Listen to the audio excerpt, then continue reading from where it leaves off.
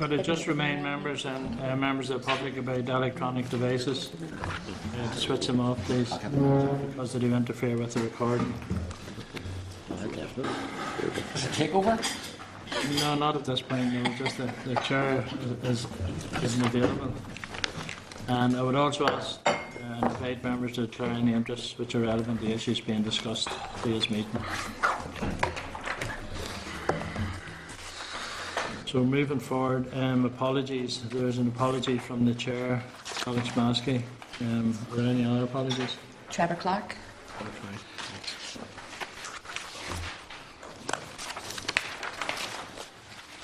Just advise members that the draft minutes from the meeting on the 19th of June on page 5 of their packs, and just ask members if they're content with the draft minutes, if they wish to make any amendments.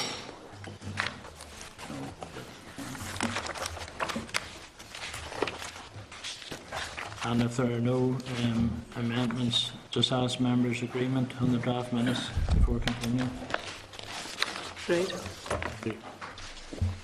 Moving on, chairperson's business. There is no chairperson's business. In matters arising, just to advise members that as part of next week's meeting, there will be a requirement for a closed session to wrap up some outstanding issues in respect of the report in phase 1 of the inquiry. So I just ask members' agreement the closed session following the regular meeting next week. Agreed. Is there a meeting Tuesday? No. Thank you. No. Thank you. Moving on to briefings, Department response to Dr Litchfield's independent review of the work capability assessment. I just welcome to brief the committee Tommy Riley, Chief Executive of the Social Security Agency, Pat McGee, Director of Working Aid Services, Social Security Agency, and Margaret Boyle, Assistant Director of Working Aid Services, Social Security Agency. So I just ask the officials to brief the committee, and then we'll have some questions afterwards. Thank you. Thank you, Chair. Thank you very much for the invitation to come along this morning and to have a discussion about the 4th independent review of the work capability assessment. Pat and Margaret have joined me this morning to take you through any answers to any of the questions you may have. Before we refer to the review itself, it may be helpful to give you some further information with regard to the current ESSA live load. It currently comprises of 98,917 cases at the end of March 2014, and that comprises both of 53% of people who are in the support group, 31% in the work-related activity group, and the remainder in the assessment process, that is, they haven't completed yet the work capability assessment process. In the year ending March 2014, there were a total of 47,000 referrals made to the medical provider. These referrals consisted of both new claims and re-referrals. And during that, 78% of claimants referred to our medical review provider were subsequently deemed to be entitled to employment support allowance. Turning to the outcome of the 4th review, which Dr Litchfield completed in December 2013, there was again, in terms of his report, no suggestion that the WCA was not fit for purpose or needed to be replaced. He commented that the WCA remains highly controversial. However, those who call for its abolition very rarely put forward suggestions for what would replace it. And Dr Litchfield went on to comment that whilst all tests are not perfect, the WCA had not only been designed with considerable rigour, but was also subject to a process of continuous improvement. We welcomed Dr Litchfield's fact-finding visit to Northern Ireland last year as part of his evidence gathering, and the areas that he looked at in Northern Ireland included the role of the Health Assessment Advisor, decision-making, appeals and mental health. He published 5 recommendations which were specific to Northern Ireland, and these recommendations were aimed at further developing the role of the Health Assessment Advisor and continuing to develop the feedback and learning from the appeal outcomes. We welcome the positive comments about the role of the Assessment Advisor and the compassion shown by our decision makers. We've accepted all 5 recommendations, and we've already put in place measures to enable the capture of data on decision maker overturns of health assessment provider recommendations. We also recognise that feedback from tribunals provide an important source of information from which the agency can learn and improve the standard of decision making. Work is ongoing to explore and agree feedback arrangements which will take into account the feedback already provided to tribunals in Northern Ireland and the new feedback arrangements being rolled out in Great Britain. And we're working with the President of the Appeals Tribunal to explore possible options on the feedback. Sections of the review pertaining to the Department for Work and Pensions outline 32 recommendations. They cover a range of issues, including improvements to forms, the format of the WCA decision-making process, and training available to decision-makers and healthcare professionals. 28 of the 32 recommendations have been accepted, and we've already implemented the changes with regard to cancer patients and a minimum period of 6 months between a successful appeal and a further WCA. The report highlighted that the WCA process can be lengthy, and Dr Litchfield made a number of recommendations aimed at changing the decision-making processes. These represent a considerable step change and require further analysis and understanding of the impacts before the Department can consider implementation. Moving forward on the remaining recommendations, the Department will work closely with DWP to carry out the necessary preparation and scoping and feasibility studies before making informed decisions on the way forward. In conclusion, we welcome the report and are committed to implementing the Northern Ireland specific recommendations. The review presents a significant challenge for the Department, and we remain committed to working with Dr Litchfield, who will be here next week and meeting with the committee, to progress the review for the benefit of claimants in Northern Ireland. Thank you, Chairman. Thanks very much for that. Just a couple of questions before moving on to members. I suppose the obvious question is that ATOS have given up their contracts in Britain to carry out these tests due to, I think, they quote as significant quality failures. So they're still carrying out tests here, obviously. And it seems to me that they've been undermined in a sense because of the adverse publicity that they've received in Britain. Now, I know we were told at the start that there were safeguards or extra clauses, I think, put in the contract here in the North when the ATOS were given the contract for the work capability assessments here. So are you happy enough and would there be public confidence that these tests are fair, or is there an undermining because of the failure in Britain? Because they got a huge amount of money for those in 3 years. It was something like a couple of £1 billion. Other contracts there. Sure, so maybe trying to deal with that in two separate ways. In terms of the work capability process itself, I think that the independent review, which is carried out by Dr Litchfield and previously by Professor Harrington, continues to reaffirm that the WCA is a robust process, is a fair process for making the determinations for which the legislation set out it should do so. So we remain sort of satisfied that that is the case, although recognising that there's always continuous improvements which can be made, and the annual reviews are providing the mechanism to do that. On the wider question of the ATOS contract within DWP, well, that's very much, as I said previously, that's a contract between DWP and ATOS, and they have come to that conclusion that it's necessary to terminate the contract for both parties' purposes. In Northern Ireland, we have a different contract. We monitor it in a very robust way, and we're very satisfied that the quality standards which apply and the activity levels are meeting our expectations.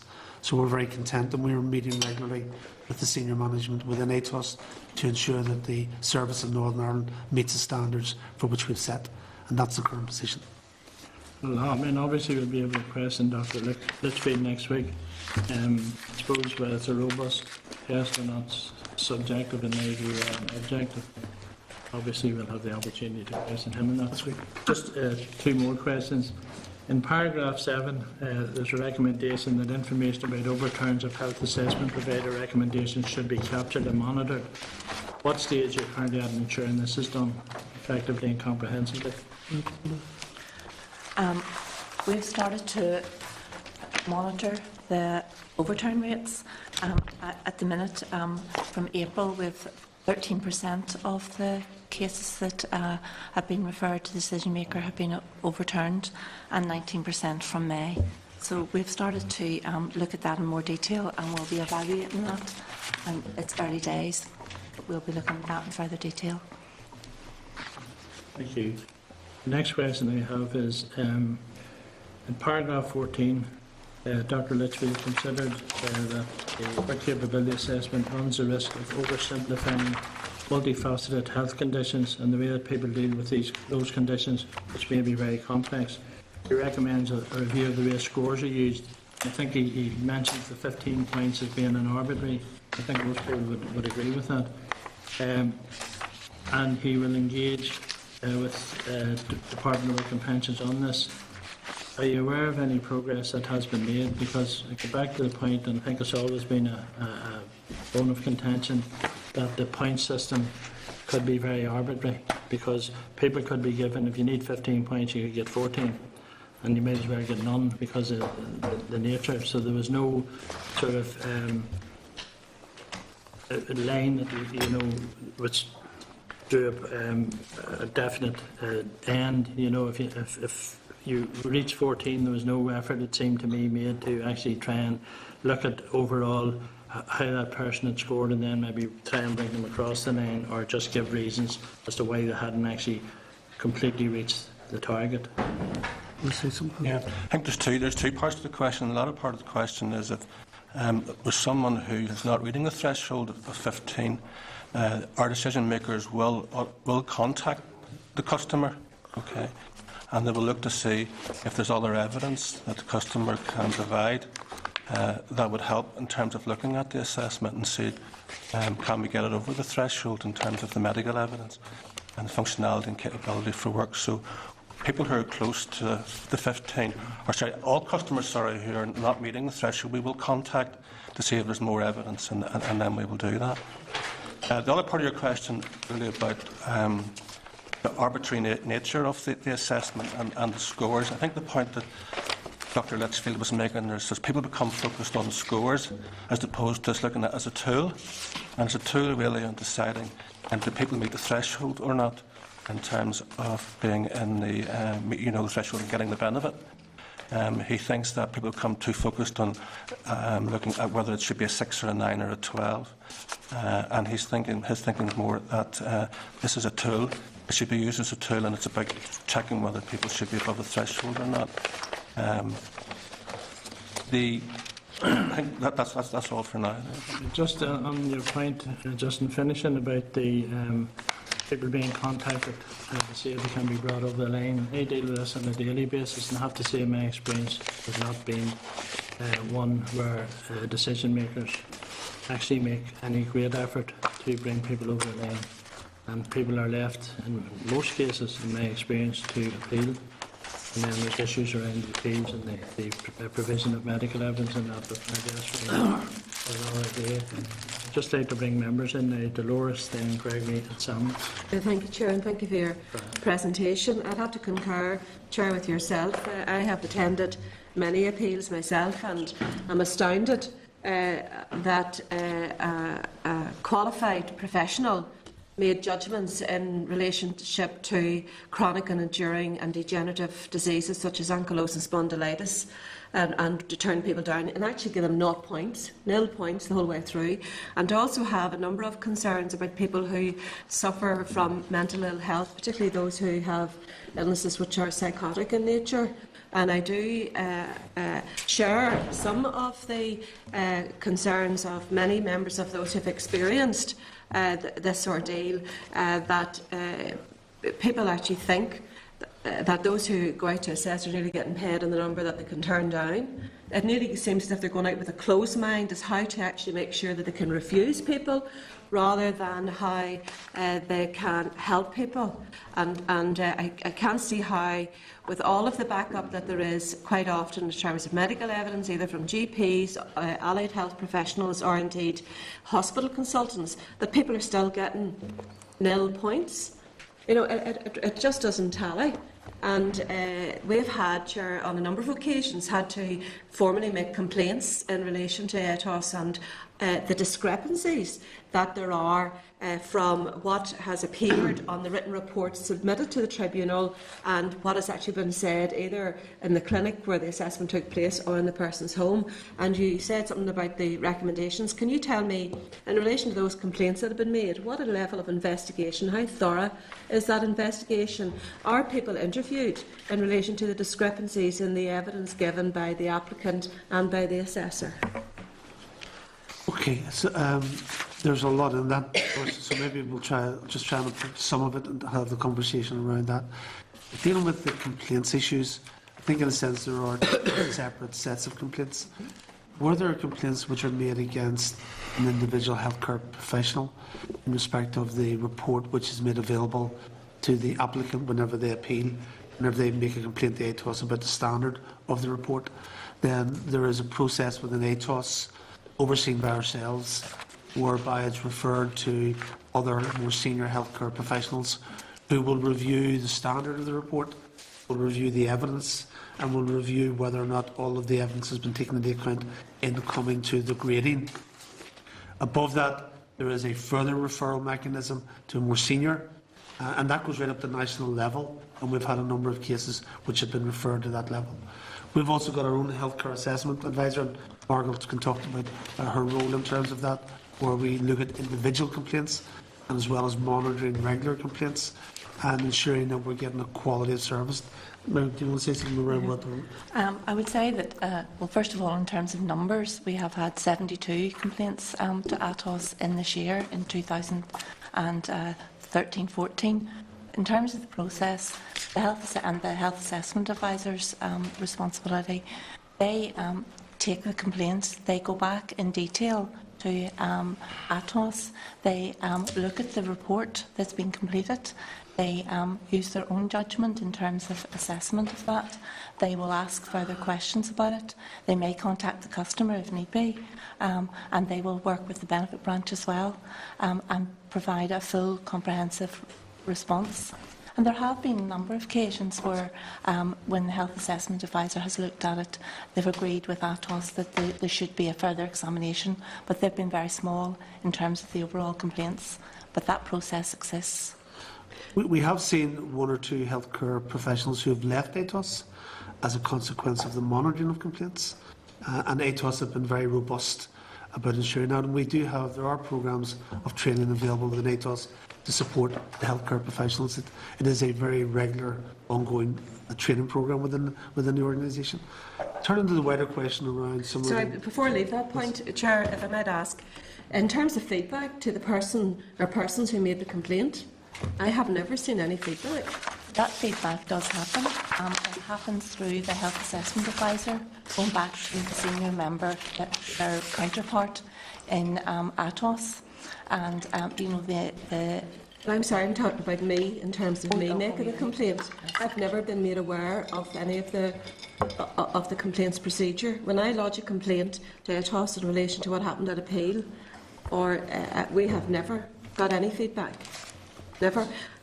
Sorry, in terms of, well, part of the problem, Norris, you're right, part of the problem is that the feedback loop from the tribunals back to the agency are very, very difficult at the moment. I mean, the part of the problem is we don't receive only very basic information from the tribunals as to the reason why decisions are being overturned. And we're currently working with the President to try and improve that. They have introduced a number of reforms in GB, which we haven't got in Northern Ireland at the moment, which explains the reason why the tribunals have made decisions, why that's the quality of the report, why that's new oral evidence provided, why that's new medical evidence. We don't receive that at the moment, and we're working to try and improve that loop so that we can improve the loop back to ATOS as well. Well, Chair, I'd hope that would happen, but can I also say that there are, I mean, I was an occupational therapist by profession, so I do know something about what I'm talking about and talk about conditions. The bedside manner, if you like, for the want of a better description, of those who, the appeal representatives, whether they're lawyers or doctors, whatever, some of them could do with some training, because we have had grown men and women in tears and made to feel like beggars and like people who are telling lies and all sorts of things by appearing at these tribunals. It's absolutely appalling, stressful situation. And then you go and you don't have uniformity of approach by some of the appeal members. You have some who are considered and caring. I had one who was a GP and he was incandescent, I would have to say, with rage in relation to the findings of the ATOS report. And then we have lawyers who interrupt you when you speak, who don't allow you to make representation, and then if you have anything to add at the end. So there's a lack of uniformity of approach, and some of them could do with some basic training on how to treat and respect people who are suffering from some serious conditions. Dolores, I have to say, they're not the responsibility of the SSA. They are the responsibility of the judiciary. So they're judicial issues and they should be passed. I would suggest that those comments are passed to the President of the Appeals Tribunal rather than ourselves, because they're not our staff. Just before I bring Gregory in, 2 points really. I have raised that in several occasions as somebody who did a lot of appeals over the years, because ultimately, win or lose, a person should come out feeling they've had a fair hearing and that the tribunal have been objective. And unfortunately, in a lot of the cases that I dealt with, that was not the case. And just a point on the assessment and the robustness or otherwise, think about the example, and I've quoted it before and I've quoted it again, a mother representing her 19-year-old Down syndrome son being migrated from youth incapacity to ESA. First question was asked, how long has he had the condition? The second question, when do you think he might get better?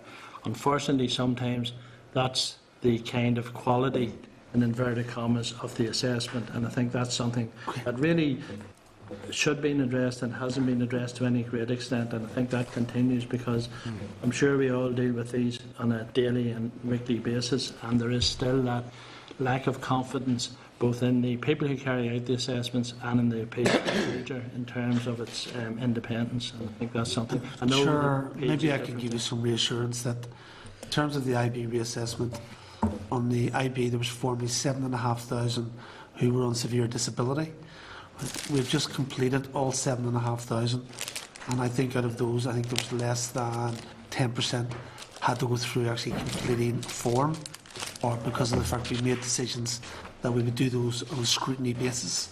We used other medical evidence that was available, so thereby avoiding families having to go through that process at all. So we are very cognizant of those sorts of circumstances, and this is a complex process, and we are learning, continuing to learn, and we are trying to take on board that we're not putting people through this process unnecessarily and trying to deal with sensitive cases. So we will take on board the comments. Well, I think with respect, it can be a complex process. It doesn't have to be. I think the work capability assessment has made it a lot more complex. Gregory? Yeah, I just wanted to sort of zone in on timelines, if you can help me with them. Under the way forward there, just about the recommendations. As I read it, DSD has accepted all five of recommendations, which are Northern Ireland specific. Department has accepted 28 of the 32 wider GB, including Northern Ireland recommendations. And then you say about the remaining 4, one's not applicable to NI, 2 not accepted, and 1 deferred. All right. And then the deferred one refers to healthcare professionals experiencing mental health problems. Department will await further clarification from Dr. Litchfield in this recommendation. To come back to the timelines, in terms of implementation and then the outstanding issues, what, in a sort of a rough ballpark figure, what sort of timeline would you estimate that you would be looking at to have all those remaining issues either dealt with or implemented? In terms of most of the recommendations, we would try to move those forward in the next 12 months. There are a number of the recommendations, in particular with regard to decision making, where we require further analysis to be undertaken with DWP. And as Dr. Litchfield has recommended, we undertake some pilots. We'll be doing that as well. But as going back to our experiences, in terms of years 1, 2 and 3, the recommendations, in terms of the first 3 years, all of those recommendations have now been implemented. So it's a matter of working through now year 4 recommendations and understanding each of the recommendations and when the most effective time is for implementing. But our plan would be over the next 12 months. Right. Just on that then, would you see it as practical that in totality they could be implemented in less than 12 months, or do you think it would take 12 months? Some will be implemented, some have already been implemented, Right. and we'll do that on a rolling basis. Right. And then to widen it out, Chairman, just to the whole, I'm not asking you to get into the political issues of welfare reform, obviously, but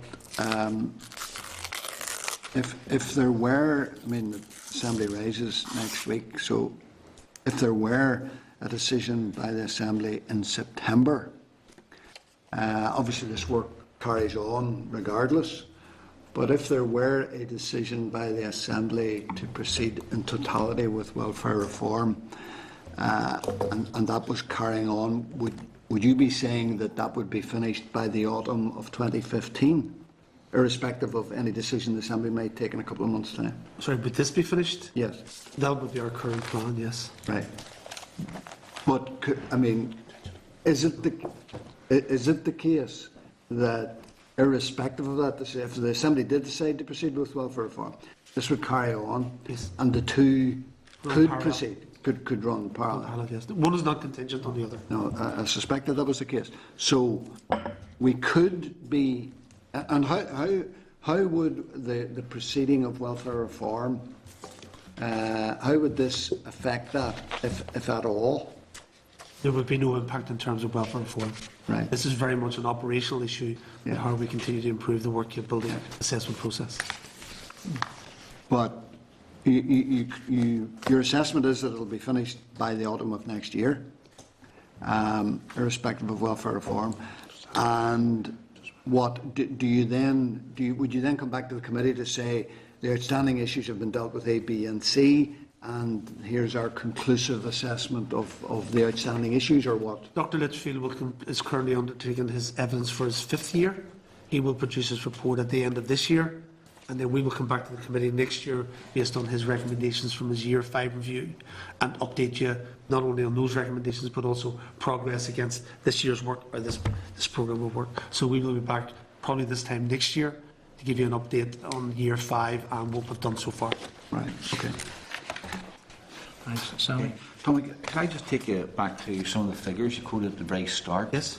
I may have picked it up wrongly, but I think you said there's 47,000 referrals, and 75% of those have been success.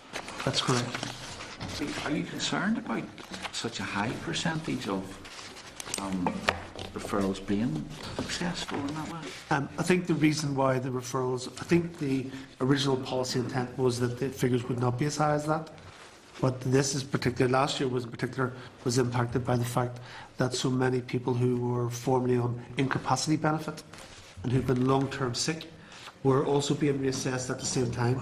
So we would have expected that the figures would have been higher than the normal rate under ESSA. So someone who's new coming to ESSA, being sick for the first time, we would expect there would be a lower level of people qualifying for ESSA, either for work-related or support group. But because we have this big block of 83,000 people who have been migrating over the last 3 years, they're driving the figures higher because many of them are long-term sick. I think added to that, it's important to note that the Health Assessment Advisor provides assurance to the agency on the quality of the reports. So she has monitored a number of assessments on a regular basis, on a monthly basis, and she provides a quarterly report to our agency management board on the quality of reports, and that is helpful for us in terms of assurance of the organisation. And just on some of the recommendations, and I know that the chairman had taken you through one of them, but I'm still a wee bit confused about it's recommendation 6. The department has accepted that due to choose of WCA scores, this is less emphasis on the final number attained and uses the calculation simply to determine whether the threshold for benefit has been reached. Now, one of the things which has come through in the discussion here today is subjectivity of some of these decisions, and where people they really don't know How has this decision been reached? Now, see if that recommendation is accepted. How does that eliminate subjectivity? To me, that increases subjectivity.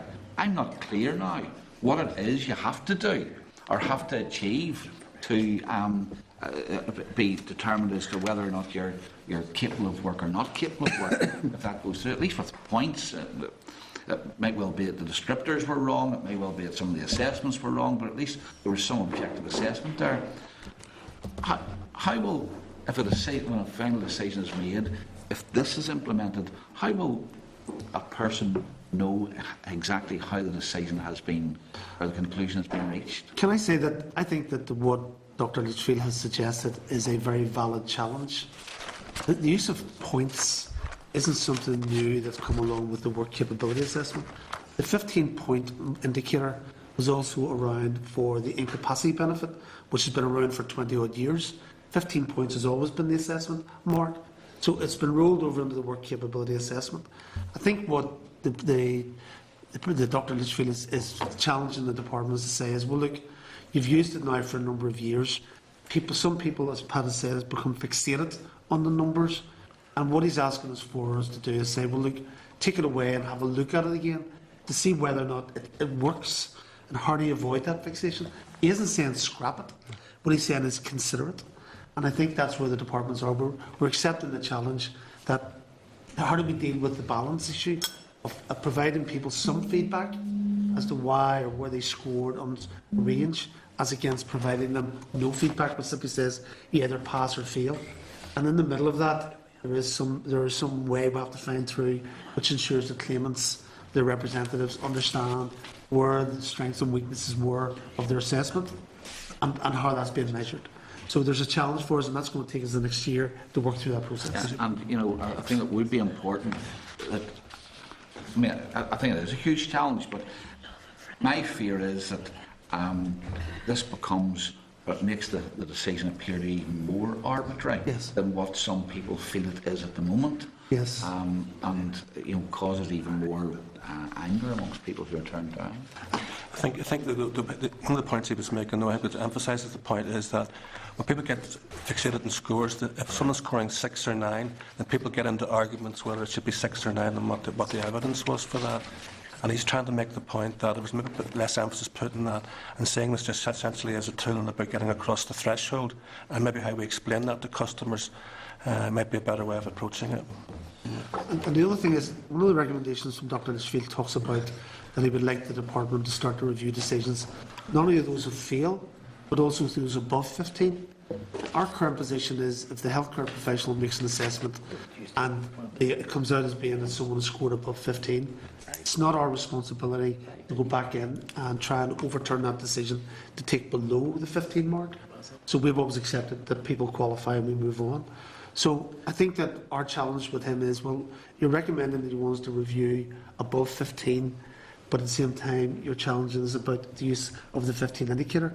So there's just some debates we need to have around how that works, and I think they're very valid questions to ask Dr. Litchfield next week when he's here as well, because there's something which work we need to do with.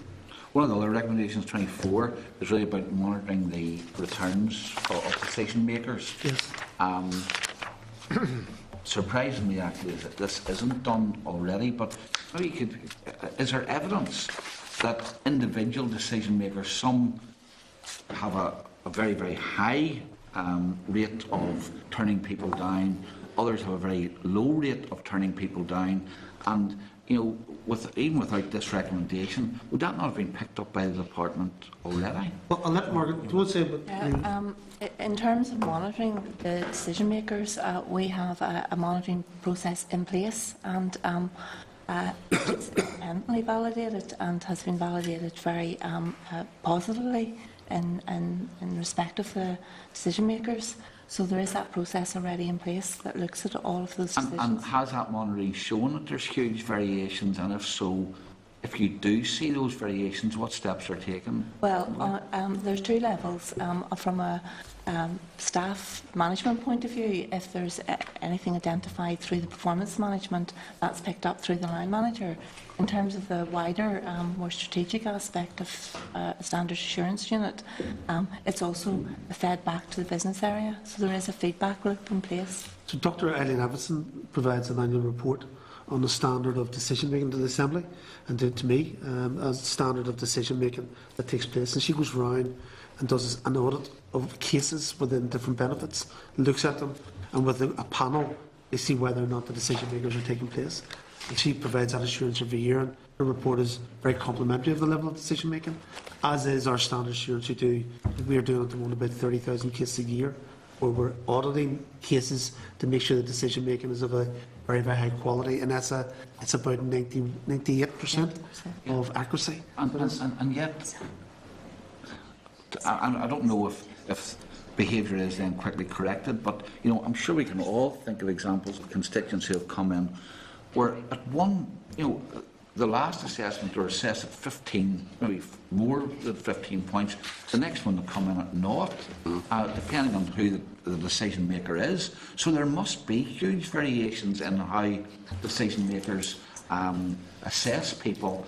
Now, what happens if you find that there's a decision maker and there's a record there of not just a high failure or a high rate of either turning people down or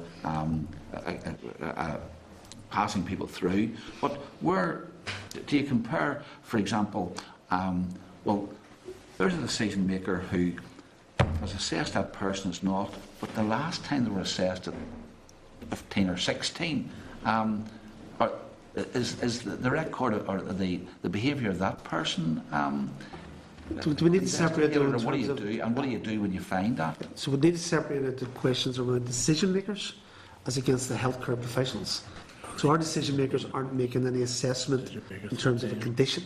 They're making the decisions on the basis of a report that they've received from the healthcare professional, who are all qualified occupational therapists, nurses, doctors, who are going in and looking at an individual's medical condition and making an assessment as to whether or not they feel they are fit for some form of work or need support. Now, conditions change, so therefore people's condition over a period changes.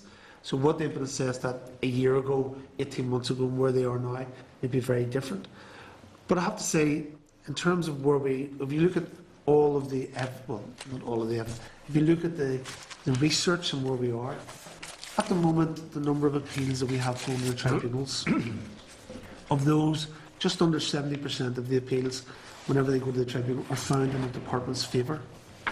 Of the remaining 30%, the President of the Appeals Tribunal, in his independent report, has written that in terms of the decision making is very high, and that in the vast majority of the cases, the panel makes a decision to overturn the tribunal or the original decision on the grounds of fresh evidence that's been presented on the day, either verbally or in written medical evidence.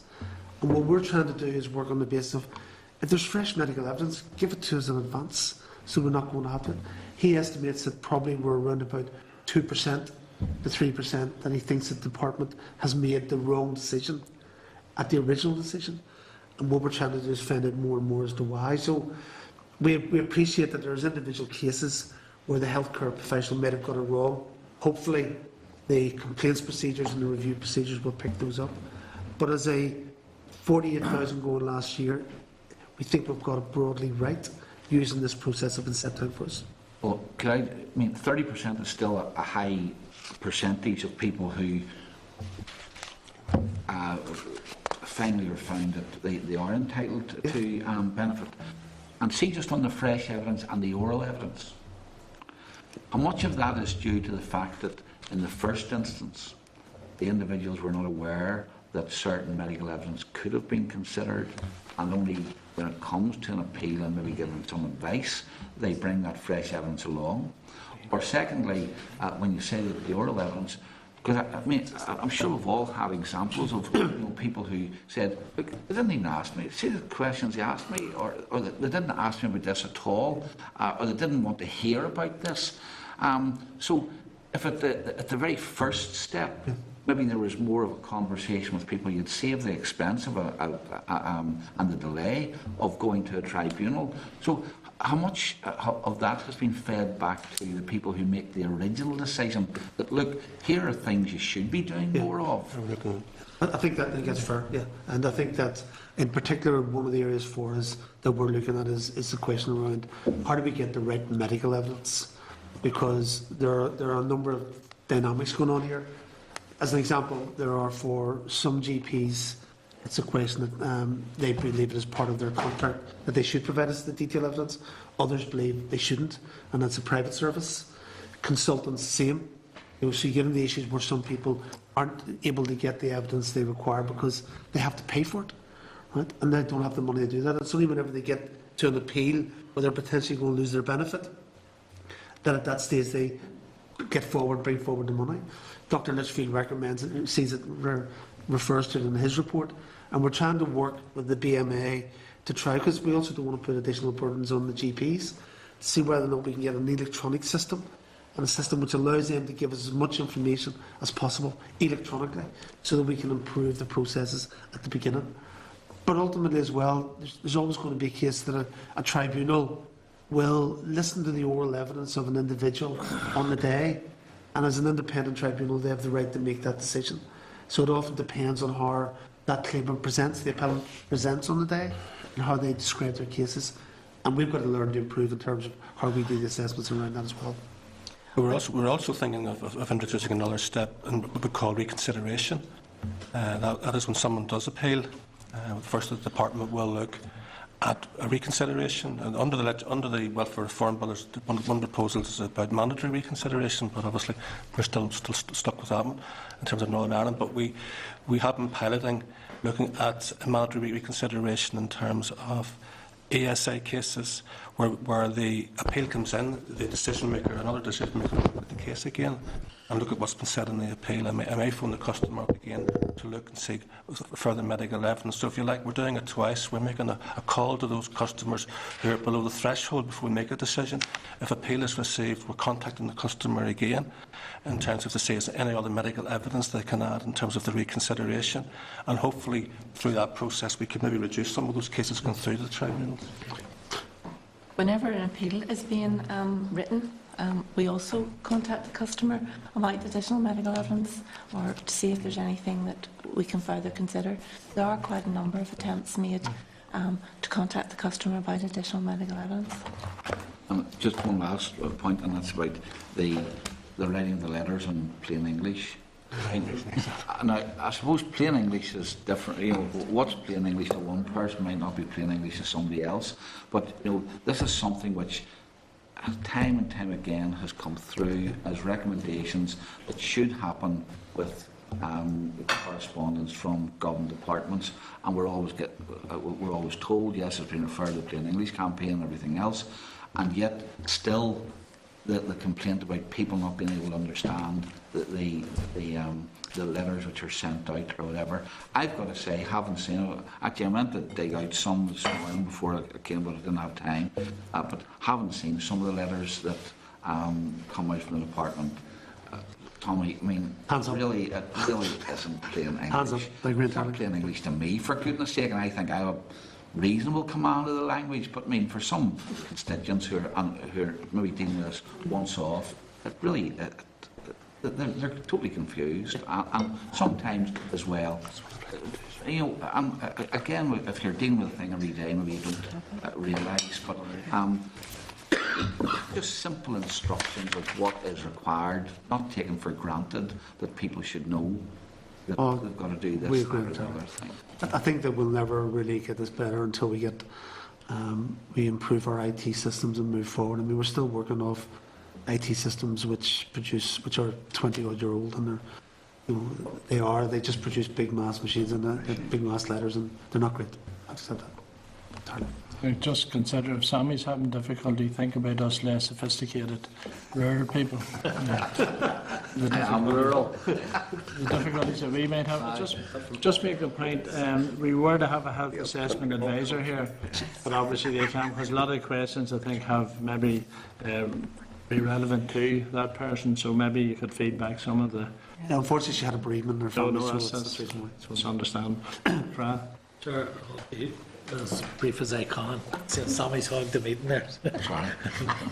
No, I think that somebody made a number of points there, not least the question. I think everybody can tell the stories about people going in who would have passed a number of assessments up to the recent assessment, and had more than enough points to see them through, but find out that they had no points at all. And I think for them it's difficult to accept. It's also difficult for us who are dealing with those queries and complaints to accept also. We can't understand. Has the assessment changed in any way that makes it more difficult for people that they get points? One of the other questions is that there have been occasions, if my memory serves me right, where the department have actually appealed the decision of the tribunal in terms of, and when would that arise, or why would it arise? What is this? In terms of the assessment, and I know people sometimes miss the point, but the WCA is an assessment of functionality and work capability. It's not a medical assessment, and sometimes people, because of the nature of their illness, are focused on sort of their medical condition, and some people have serious medical conditions. It doesn't necessarily mean they can't do some work with support, and that's the whole rationale for the work capability assessment, looking at the person's medical condition, but making that judgment about the person's functioning and capable for work.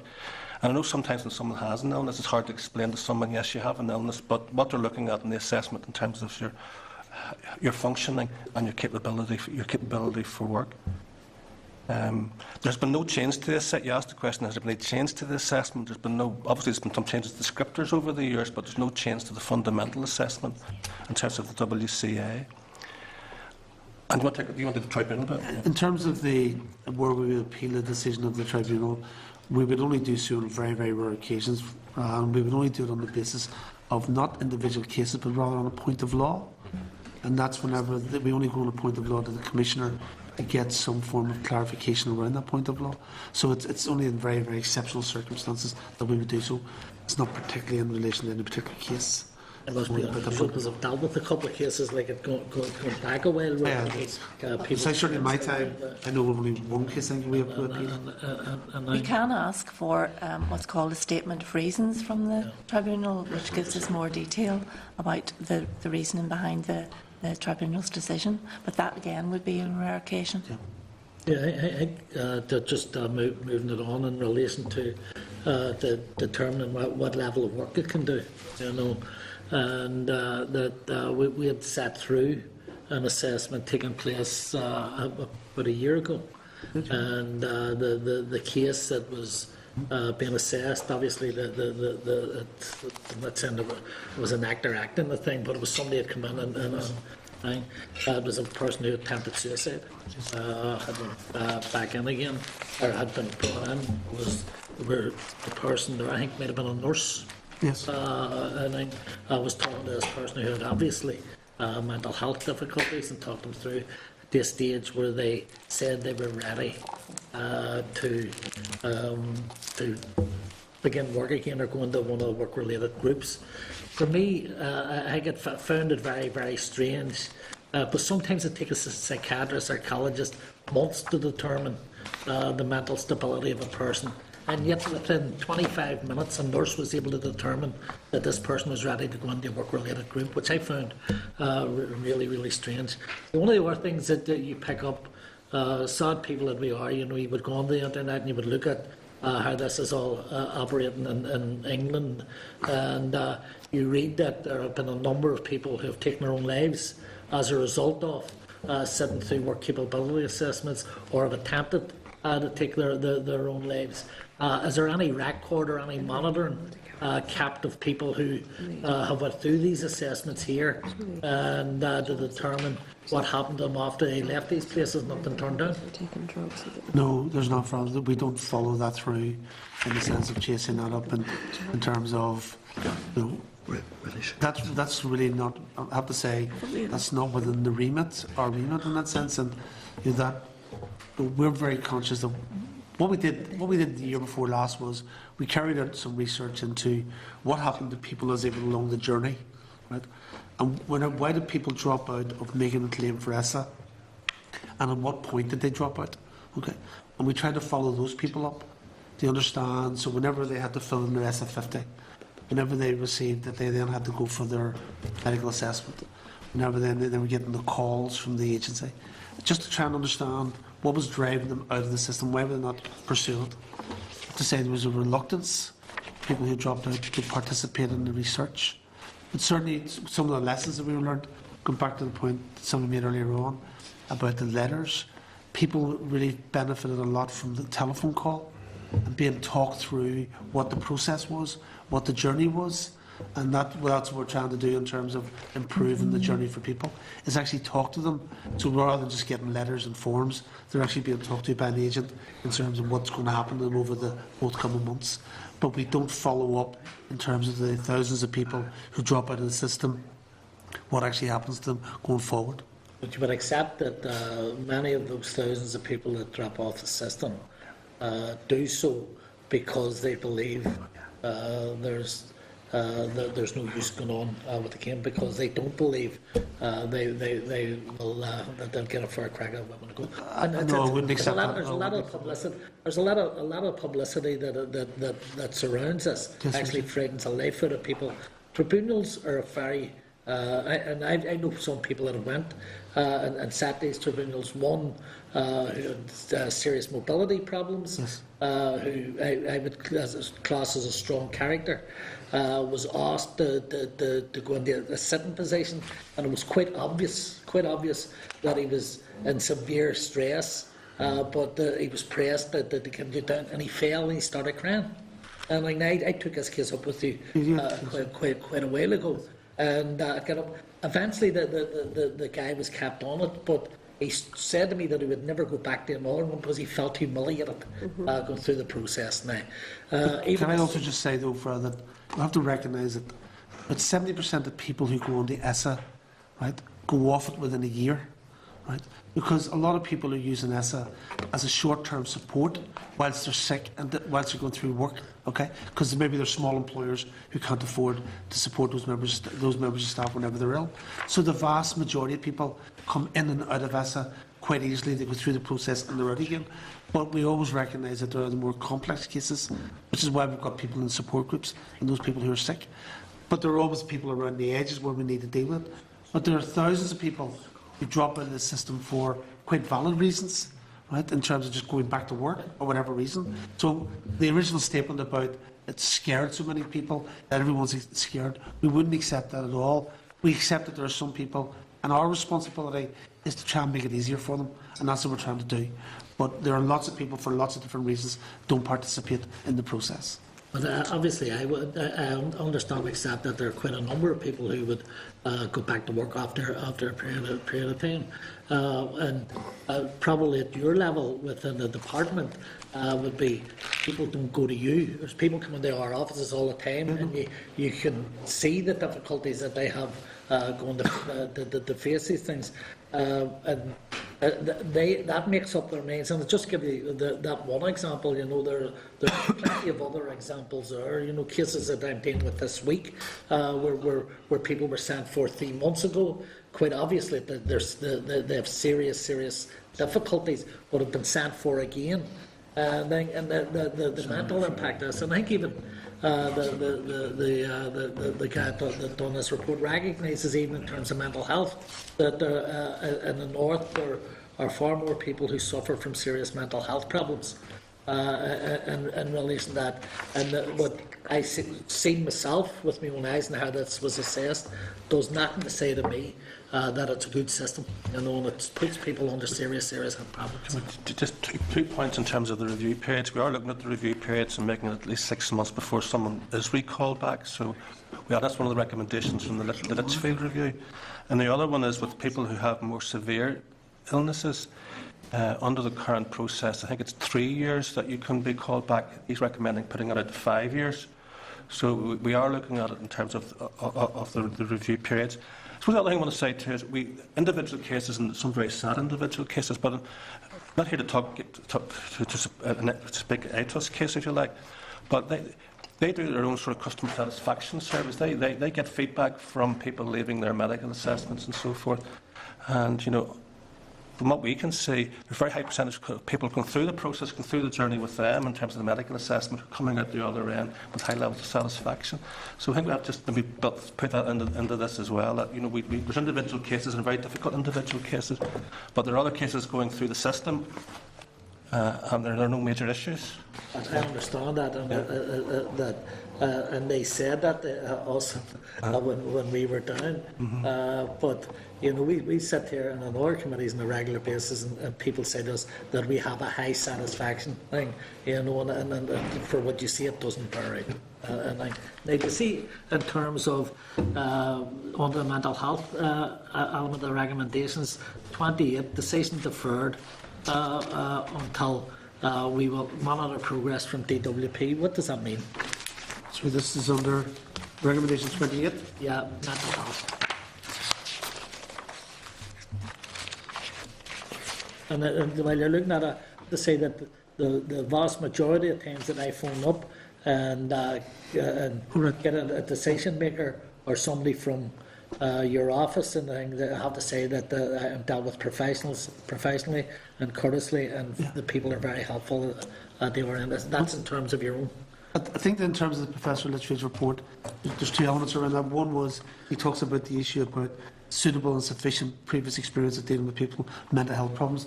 What we're trying to get clarification is, what does he mean by suitable and sufficient previous experience of dealing with mental health problems? That terminology, because all of our people who work at the moment, all the ATOS people, whenever they're all professionally qualified, all have got mental health modules within their training.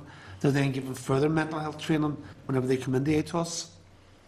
We've then got the mental health champions, and Dr. Litchfield in his report refers to the fact that the system we have in Northern Ireland, where decision makers can ring a mental health champion on the phone and discuss the case, as can individual healthcare professionals, was one they'd like to see mirrored across the water. But what we're just trying to clarify is, what does he mean by that term, sufficient and suitable previous experience? Because if he's talking about that they have to be CPNs, right? He's talking they'll have to have specific, specialised mental health issues. Then that's a big problem then for sort of staff numbers. Where do you get all of those CPNs to run this service? But if he's talking about simply ensuring that they're mentally health trained in some form and have had some experience, then that's something we're going to talk to him about. So that's the reason why it's deferred, is to get clarification as to what he actually means in the middle of that.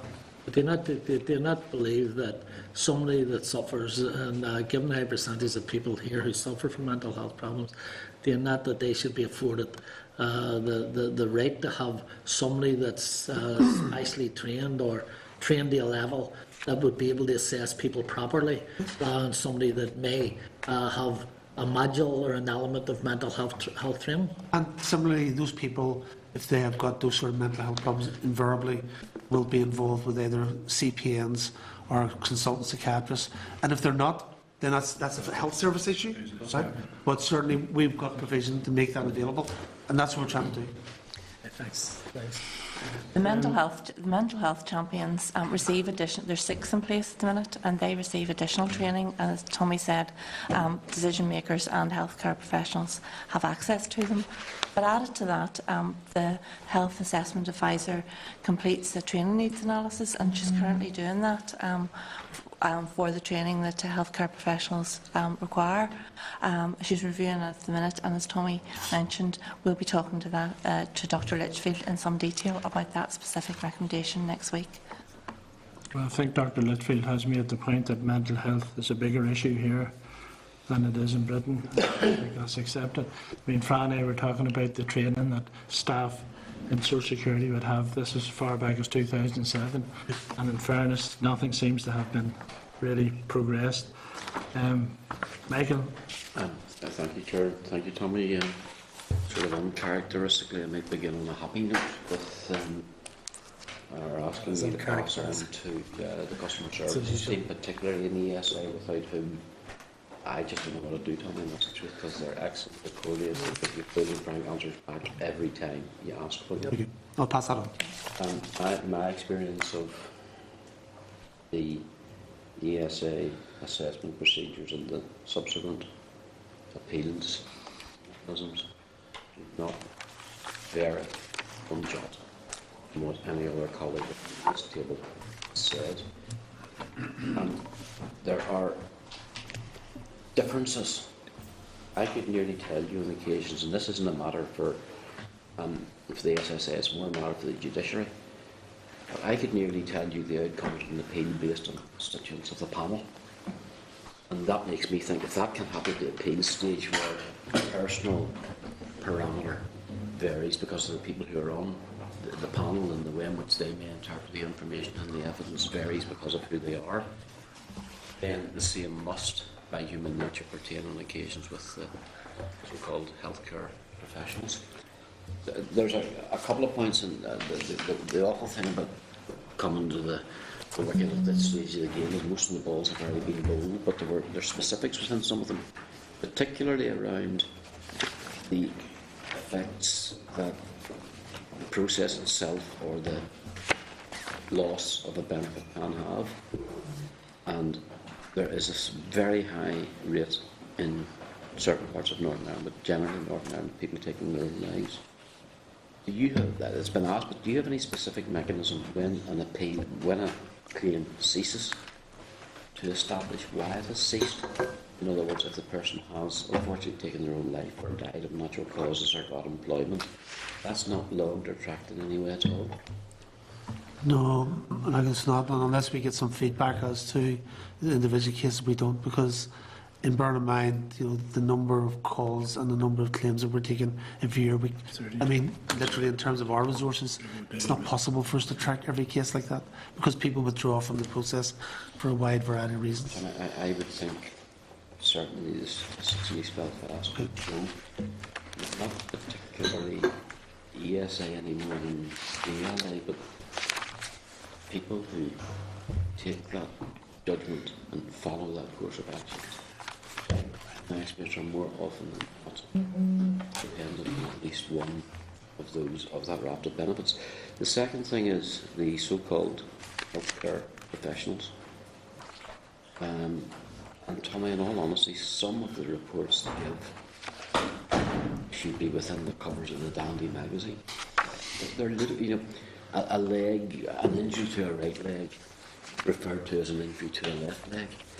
And if the healthcare professional can't tell which leg is deficient, it doesn't give you much faith that they can give any sort of judgment on the other component issues of the conditions. Have there been any cases? Mental health issues are very difficult on some occasions to detect.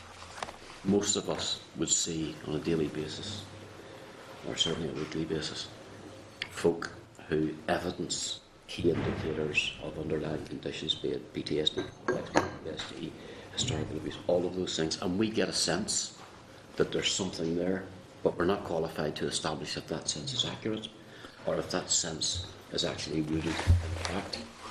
Some of these reports seem to assess mental health on the basis that the constituent didn't rock in a chair, and that to me is symbolic of someone following a course or a list and just basically ticking the boxes.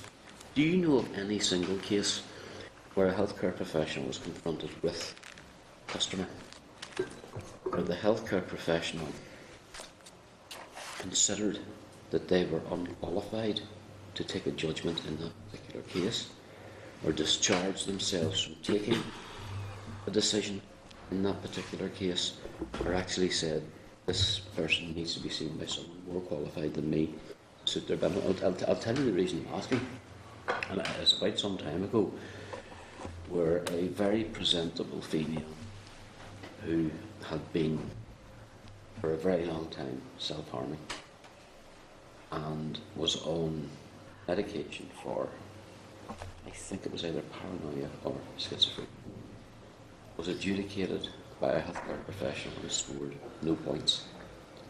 She concluded that because this healthcare professional, who she could have thought was a consultant surgeon, a healthcare professional, the big doctor, even though it may not be a big doctor, she concluded that she could cease taking her medication. and attempted unsuccessfully on that occasion her own life because of raw medication. So what I'm driving at is there any recorded case where a healthcare professional carrying out one of these assessments said, you know what, I'm not sure that I'm qualified to actually decide in this case and refer it somewhere else? Or does that mechanism exist? That happens. That happens with ATOS on a regular basis. And I've seen cases of that, I'm sure. Yeah, I have as well, yes. And the health assessment advisor Does the picked up cases like mechanism that. exist where the process is completed and arrived at a final point that either the claimant disagrees with or the claimant's representative disagrees with, where it can be referred on subsequently from the decision being taken by the healthcare professional? Yes, that my fault it is, yeah. It does, yeah. Okay. I must confess, I was unaware of that. Is that And one recently where there was a neurological petition, and the GP who was there said that they didn't feel qualified, and they asked for a specialist consultant to look at it. this was a GP? GP undertaking the work for ATOS, and they asked for GP working for ATOS? ATOS, yes. Right. They felt that they weren't qualified to do the assessment. Right. And they asked for further evidence of that. Has it ever happened where someone's a nurse or a GP would be a slightly different? A lot of the ones I see aren't done by general practitioners. They're carried out by what are euphemistically called healthcare professionals. Is it really come to with statistics for the number of times it's happened? Or? We'll certainly ask. We have some information on that. That's what I would be I can very provide you grateful. with that. Very grateful to get some sense. I can provide you. Sometimes it happens before the examination starts. Perhaps the customer's there, and then there's a realisation that there's an issue that that particular person, the HCP, wouldn't perhaps be best placed to deal with. Although there is an assessment beforehand, but sometimes it can happen, and they would ask for further appointment. And again, this is probably, next question is probably more resident within the appeals service, because that's where I've seen the outworkings of it. There is a regulation 25(9) which indicates that a constituent or a claimant who is in the process of making an application for ESA or in the appeal stage, having lost ESA, when admitted to hospital for a period of 24 hours, is therefore deemed to be entitled to the benefit.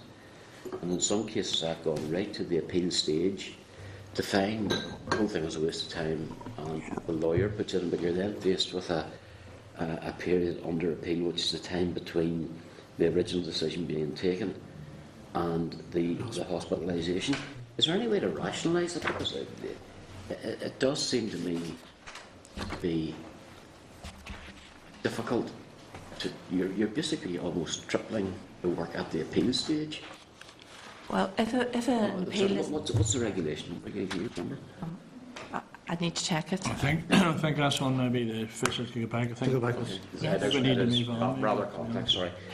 And last of all is the non-availability as standard of medical records at the appeal stage. They're still sought by, and I understand, given to the Disability Living Alliance appeals. I've had constituents ask for figures between £50 and £75, which could be 30–40% of a week's income to acquire medical records. And I feel just standardise it and give the appeals service or whoever it is the right to access those, although I presume that again. Rights to access, sorry, Michael. Rights to access, I have a report from the GP as distinct from their medical files. Yeah, I would still think the medical records, because a lot of the detail of it sometimes comes in the medical records itself. I think that there's a potential issue in the middle of that around having access to people's medical files in terms of which contains all of their medical records for a wide variety of reasons, which may not be related to their ESSA claim. Yeah. And I think that there are clearly data protection issues which would need to be resolved around that. I think it's important that GPs and important that people have the right medical records for the medical information for the panels to make decisions, as same as our healthcare professionals. But medical records are much wider than The that. reason, Tommy, for saying that is a lot of, particularly in East Belfast, claimants that I would have would be transient. In other words, they could have come from somewhere else. It takes so long for the medical records to come up. They make a claim for ESA or DLA. They contact the GP. They may not even have seen the GP. More granted in particular reference to the ELA says not known, not known, not known. And that's automatically taken as a thing, well, not known, the 3 boxes are ticked, that's it. So I think that there's probably confidentiality aspects around There that. are, but the system seems to work quite well, and again, at the appeal stage, seems to work quite well within disability living allowance. And lastly, the one last thing is severe disability premium. When a claimant on ESA support group achieves an entitlement or has an entitlement to middle rate care, in certain circumstances the SDW applies, does that happen automatically, or is it necessary for them to actually claim? It should happen automatically. Yeah, it should happen automatically. We are doing some work, further work in the ESSA Centre to review cases, and we've made some additional payments over the last number of weeks. Yeah, no, there's a special exercise, but it should happen, and it's something that we're looking at in more detail. Okay, thank you. Thank you so much. Thanks very much, and thank the officials for the briefing. Obviously, a lot of issues have been raised, and sure will be continued to be raised, but we have Dr. Litchfield here next week, so obviously we can continue raising a number of the issues which are relevant to what he's doing as well. Thanks very much. Sir. Thank you. Thank you. Members, our next briefing is from Youth Speak about youth homelessness. It's a briefing from the Council for the Homeless, the Youth Speak project.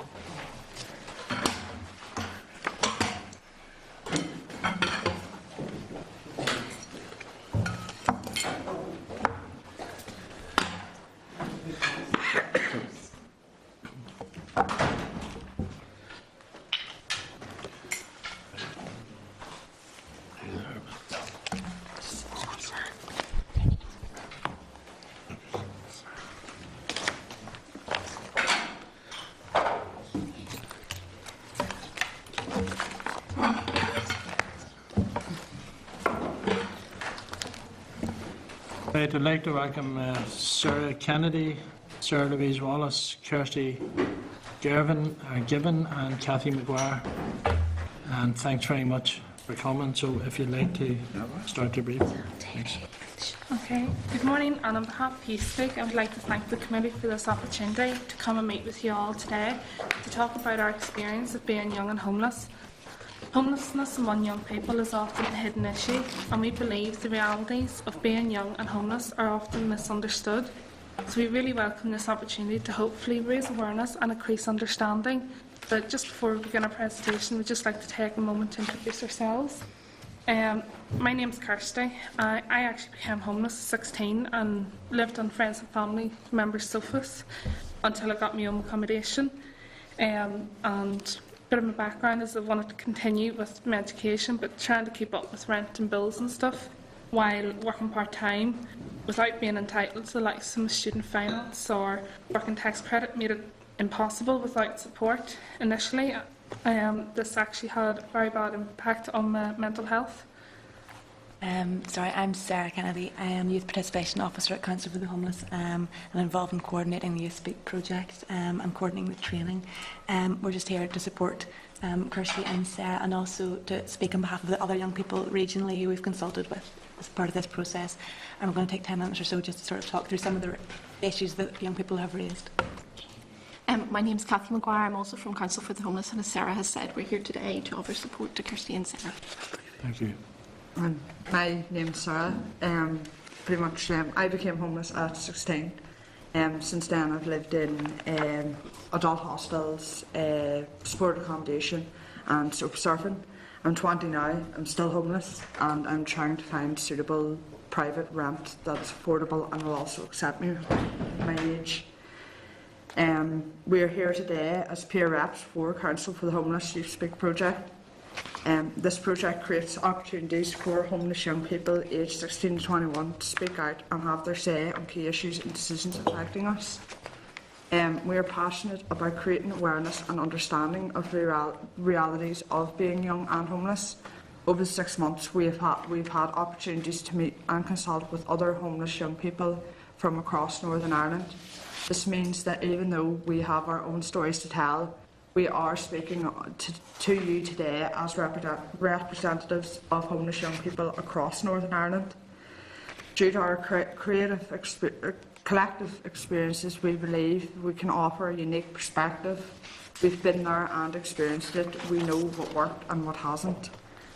We believe that as politicians, decision makers and advocates, you have the power and responsibility to speak up with and on behalf of young people like us.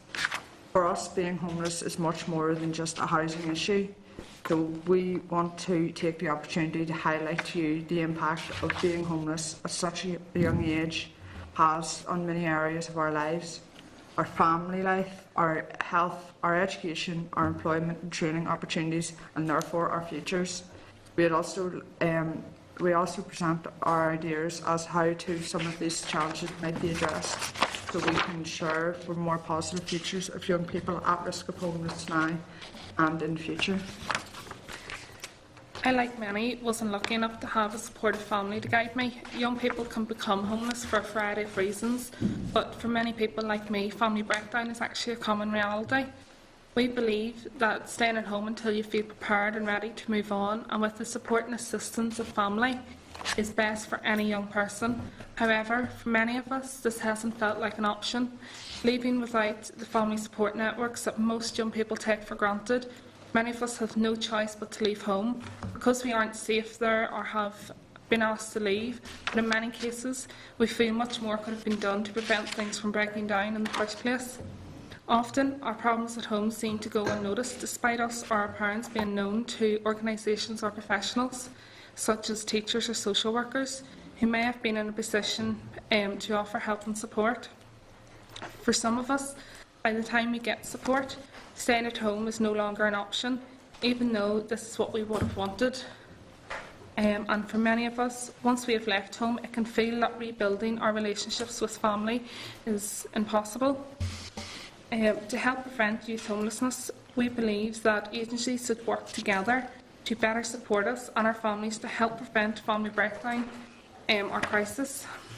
It is why we are still living at home that we feel there is missed opportunities to put in place the necessary help and support to prevent homelessness. This support needs to be available to us as early as the ages 13 and 14, as often by the time we reach 16 or 17, problems at home are a crisis point.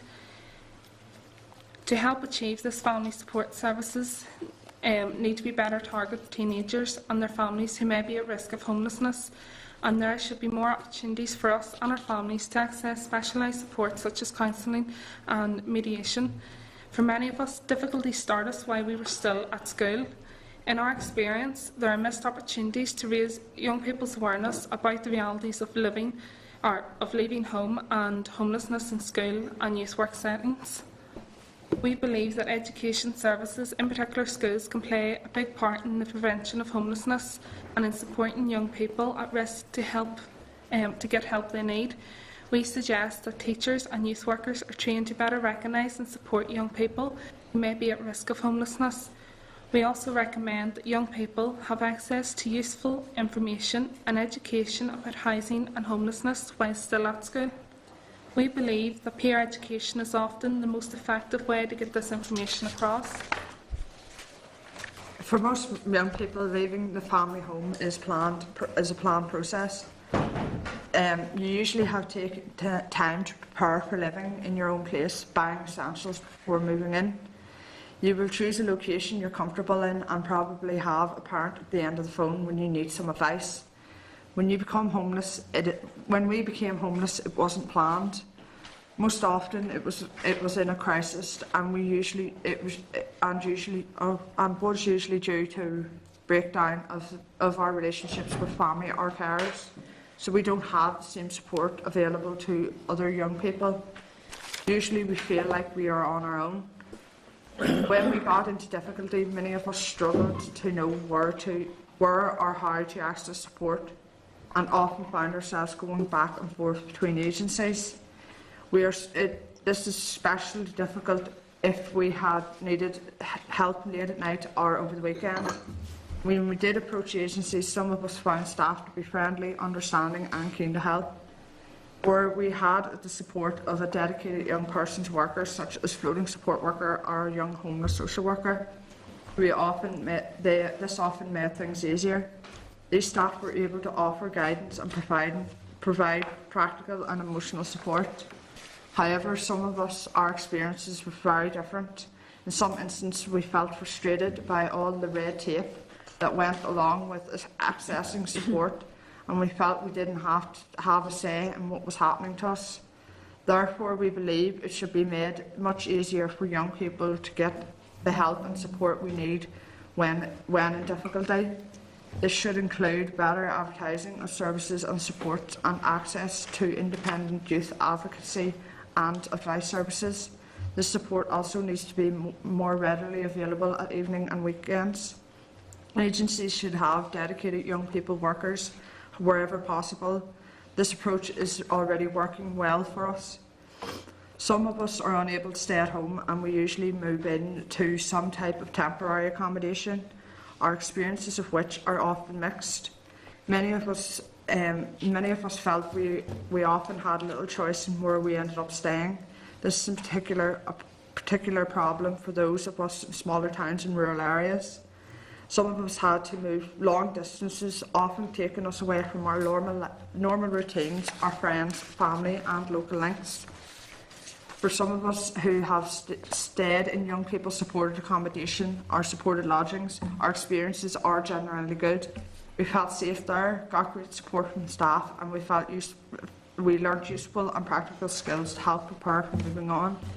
However, some of us were placed in accommodation far from our own hometowns, or in accommodation we felt was unsuitable, such as adult housing, or hostels, or bed and breakfast accommodation.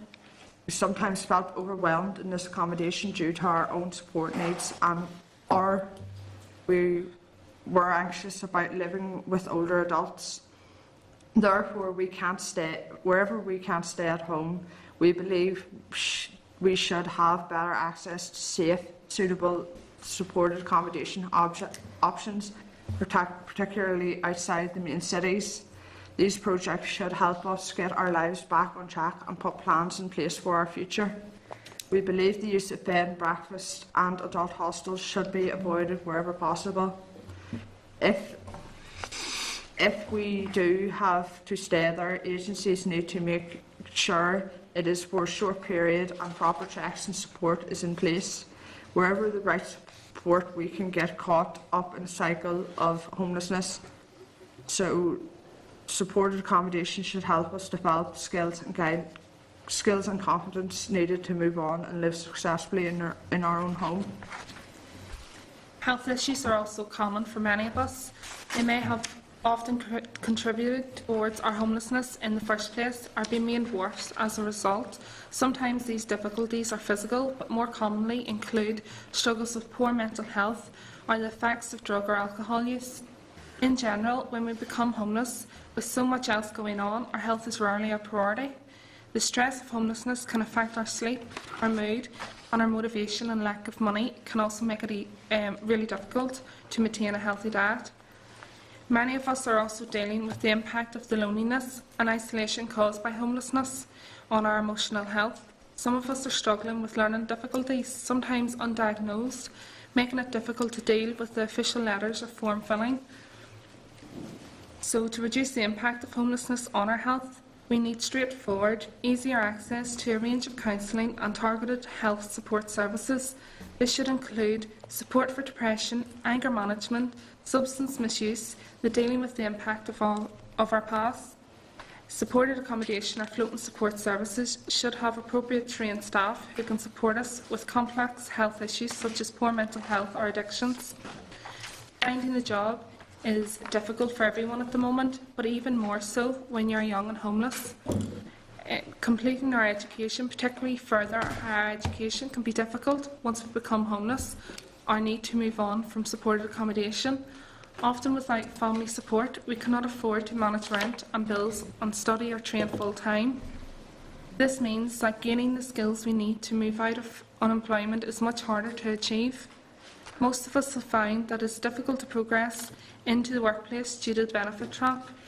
This has directly affected many of us, with some of us having to give up work because we could not afford to continue.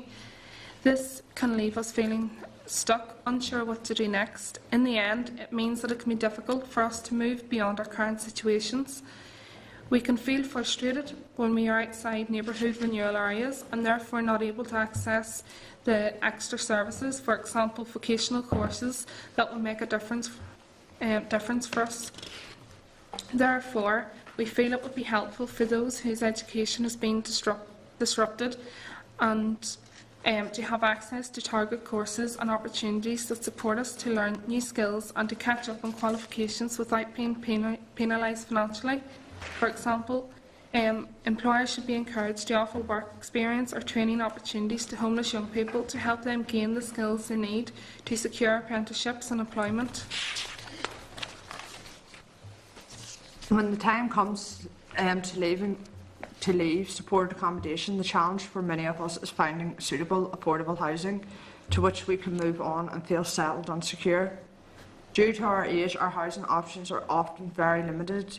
We find that landlords may have stereotypes of homeless young people as troublemakers or are suspicious as to why we are lacking our own accommodation at such a young age. Because of our age, we have reduced access to benefits or are on a low wage, which means that juggling rent and other bills can be almost impossible. As a result, many of us do not see ourselves as having a genuine choice of suitable permanent accommodation. Many of us can be left feeling trapped in supported accommodation, unable to move on. This shortage of suitable housing has been made even more difficult by recent welfare reform changes, such as the extension to the shared accommodation rate, which now applies to those up to the age of 35. We are worried about the continued impact of welfare reforms on our already limited housing options, especially suggestions to remove housing benefit for under 25s completely. Many of us have no choice in leaving home and are without any family support, and access to housing benefit provides a vital safety net at this time. We believe that the range of housing options available to us needs to be greatly improved. The shortage of permanent social housing provision for young people needs to be urgently addressed, and there is also a need to improve our access to private rented sector, which for many of us is often the only available option. This should include schemes to improve the quality and standard of private rented accommodation, increasing the availability of rent guarantee schemes to help us secure deposits, and support services working in partnerships with landlords to provide longer, more secure tenancy agreements to us. If we do find accommodation, the challenge for us becomes keeping it. Many of us struggle with the challenges that this brings, struggling to keep on top of our bills and housekeeping.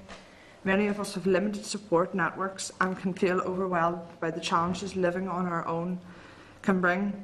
Without having gained the skills or support we need to maintain our own home and having limited financial support, it's all too easy to get into difficulties and end up right back where we started. We believe that all young people moving on should have the support we need to settle into and maintain their own accommodation. Due to our young age, an adequate safety net of support needs to be in place.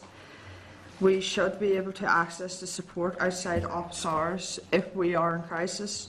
Due to our age, it is likely that we may have, make mistakes, but it's important that we do not automatically lose our rights to housing or benefit as a result. Some of us have had a benefit of young people's floating support services, which provided us with invaluable practical and emotional support. We believe this type of support needs to be made more widely available to young people in need. Thank you for taking time to listen to our experiences and our ideas for change. We hope that through our presentation this morning we have highlighted the importance of investing in services which prevent and support us out of homelessness. It's better for our future and costs us less in the long run. And of the benefits of listening to young people's ideas and suggestions due to the unique perspective and experiences can bring. We believe that a collective effort is needed to both prevent and reduce the impact of youth homelessness. Without government departments and agencies working together to support change, young people can all easily end up in the cycle of homelessness. Our hope is that today could be the start of future conversations between us and you, the people who make the decisions that affect us. We hope that you will try to continue the conversation and help shape a more positive future for all young people by recognising our potential and helping us tell a different story for the future. Thank you. Thank you very much for a very comprehensive briefing, because I think there's a perception among a lot of people that homelessness applies to older people and not necessarily to people of your age. And I think there are inherent difficulties for you because to access benefit, you have to, if you're under 18, you have to show that you're estranged from your family, which can be difficult. You mentioned the single room rent. Again, uncertainty more recently has been caused by the British Prime Minister stating that benefits for 18 to 21-year-olds may well be withdrawn. If you're in a difficult enough situation, I think, without having to maybe put up with all that, the housing options are limited because of the single room rent, because obviously you're very much relying, because of lack of social housing anyhow, I think you're relying on the private rented sector, and you have difficulties, as you've made the points very well, that landlords are reluctant sometimes to take on people of your age simply because of your age, and wondering why. I think the other point you made, Kirsty, which is very relevant, is that statutory agencies only pick up at a much later stage when the problems are already in full bloom, if you like. And you were saying that 13 and 14-year-olds really, it should be picked up. And I think you made that point that the statutory agencies, the schools, the social services, all of those agencies should be in much closer contact. I mean, there's an issue around maybe teachers picking up, and I know a lot of them do, but maybe not enough sometimes, picking up on issues that are affecting young people that then go on to where they become homeless or become estranged from their families. And I think that's an issue that needs to be addressed as well. You've also said for ourselves as public representatives that there needs to be more engagement with the like yourselves. I mean, this is the start of it, and obviously we would look forward to more engagement with yourselves. So I'll bring in members now. Dolores. Thanks, Chair, and thank you very much for your presentation. Interestingly, we have heard in the past from a strategy that the Scottish Executive has introduced in terms of tackling homelessness, and you made reference to the need for counselling and mediation needed to prevent homelessness. I wonder, could you tell us a wee bit more about how you might see that happening? And the other bit in terms of that cross-departmental work, particularly with education, how you see that shaping out. And your presentation was very useful. I don't know whether you're leaving a copy of it. Yes, we can do that. We can certainly do that. Because you referred to different recommendations and reports. It might be useful for us to have an opportunity to examine it further. Thank you. Thank you, Chair. Thank you, Fra. Sure. Thanks, and thanks for the excellent presentation. You are very welcome here this morning. And I know that the committee here has raised on a number of occasions the serious difficulties there are, especially for people who declare themselves homeless or present as homeless. I know that even out of 20,000 a year that present themselves, probably about 60% of them are young singles who are left to their own devices. And we have been arguing that there needs to be some way of tracking or monitoring people when they leave those services to find out where they go, how they cope. And I know also that in terms of accommodation for homeless people, especially young homeless, that they're few and far between. And the concentration is mostly on hostels for families around young people. And I think you're 1,000,000% right that some of the accommodation, probably all of it in many ways, is not suitable for young people to go into, and there needs to be a radical rethink on how that's done. And the same in terms of the accommodation for young people, do you believe that there should be a wraparound service where modern facilities that not only caters and protects young people when they're homeless, but also provides all the other issues like of education, employment advice, counselling and things like that there. And if us as a committee were to do anything coming away from here today, what would your advice be to us to try and to create something like that? Well, I would say, you know, schools is a vital part because you can get, they're already there, the people that need the support at a young age is there, so counselling in schools. I know some schools have it, but a lot of schools don't, where it's a vital part because that's where issues can be picked up at a young age, and counsellors then could be getting people in from other agencies, such as if social services need to be contacted. Mediation then could be taking place between schools, social workers and families to prevent things getting any, you know, to the extent where they've no contact with family, they're left on their own. Would be a big thing. Plus then for the likes of foyers and things like that there, where they're available not just in Derry or Belfast or places where, you know, that are rural as such, where they're easier access to, you know, because a lot of people are having to move from, say, Armagh to Belfast or Londonderry or Portadown or, you know, different areas like that. They're having to move away from everything they know to a complete strange place where they don't know anyone, they don't know any of the local amenities, they don't know any other support networks around there, and they're sort of just dropped in there, and sometimes they're felt as if they're forgotten about. Sure, just one thing, I just want to recognise the work done by Simon and by the Council for Homelessness. You know, that in many ways they've been the front line in provision of accommodation for sometimes on a shoestring budget and trying to deal with that. I think the other thing that you mentioned is the role of the private rented sector in this, and how difficult it is. And you mentioned the room allowance, that the pressures on young people, especially to meet the top-ups that landlords ask for, sometimes or most of the time puts it outside people's reaches.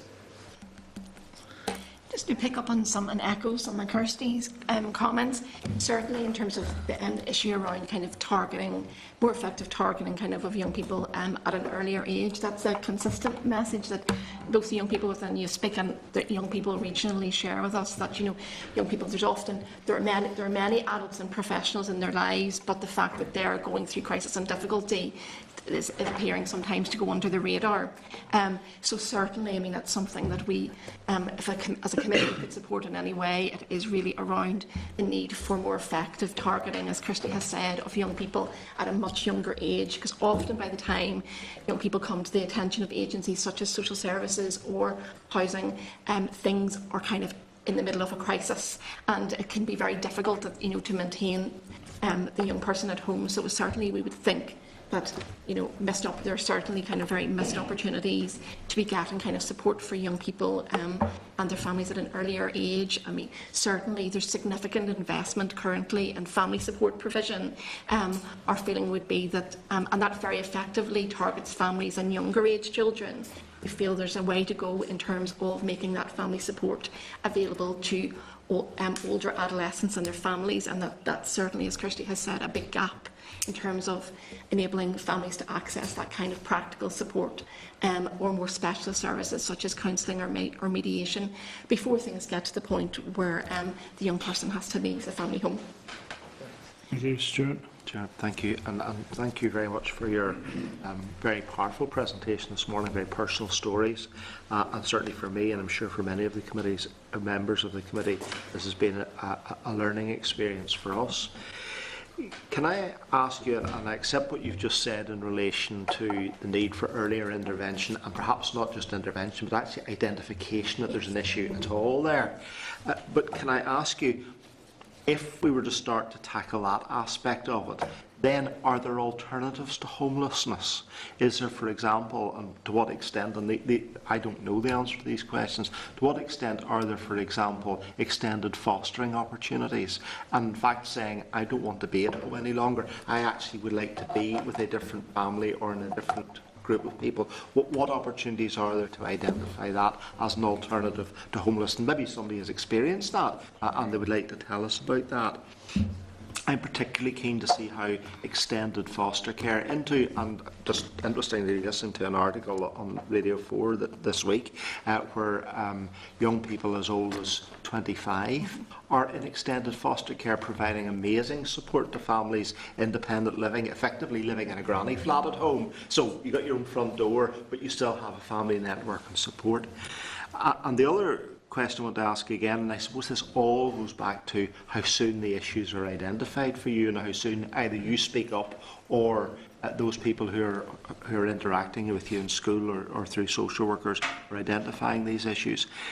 Connecting with other family members, grandparents, aunts and uncles, how much of an option is that as an alternative to becoming homeless? And how can we look at those issues as alternatives to being homeless? Homeless isn't always the answer to the question. In fact, it's a very drastic answer to the question. And I accept that it sometimes has to be that you have to walk out. But if we can identify the issues earlier on, then it seems to me that there are a wide range of options that are out there, and we're underusing them. And perhaps I'd like to hear your views and feelings if somebody had offered you some of those as alternatives.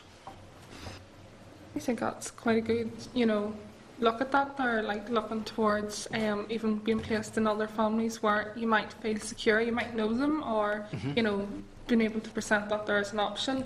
I probably would have found that very beneficial going back whenever things got at the start.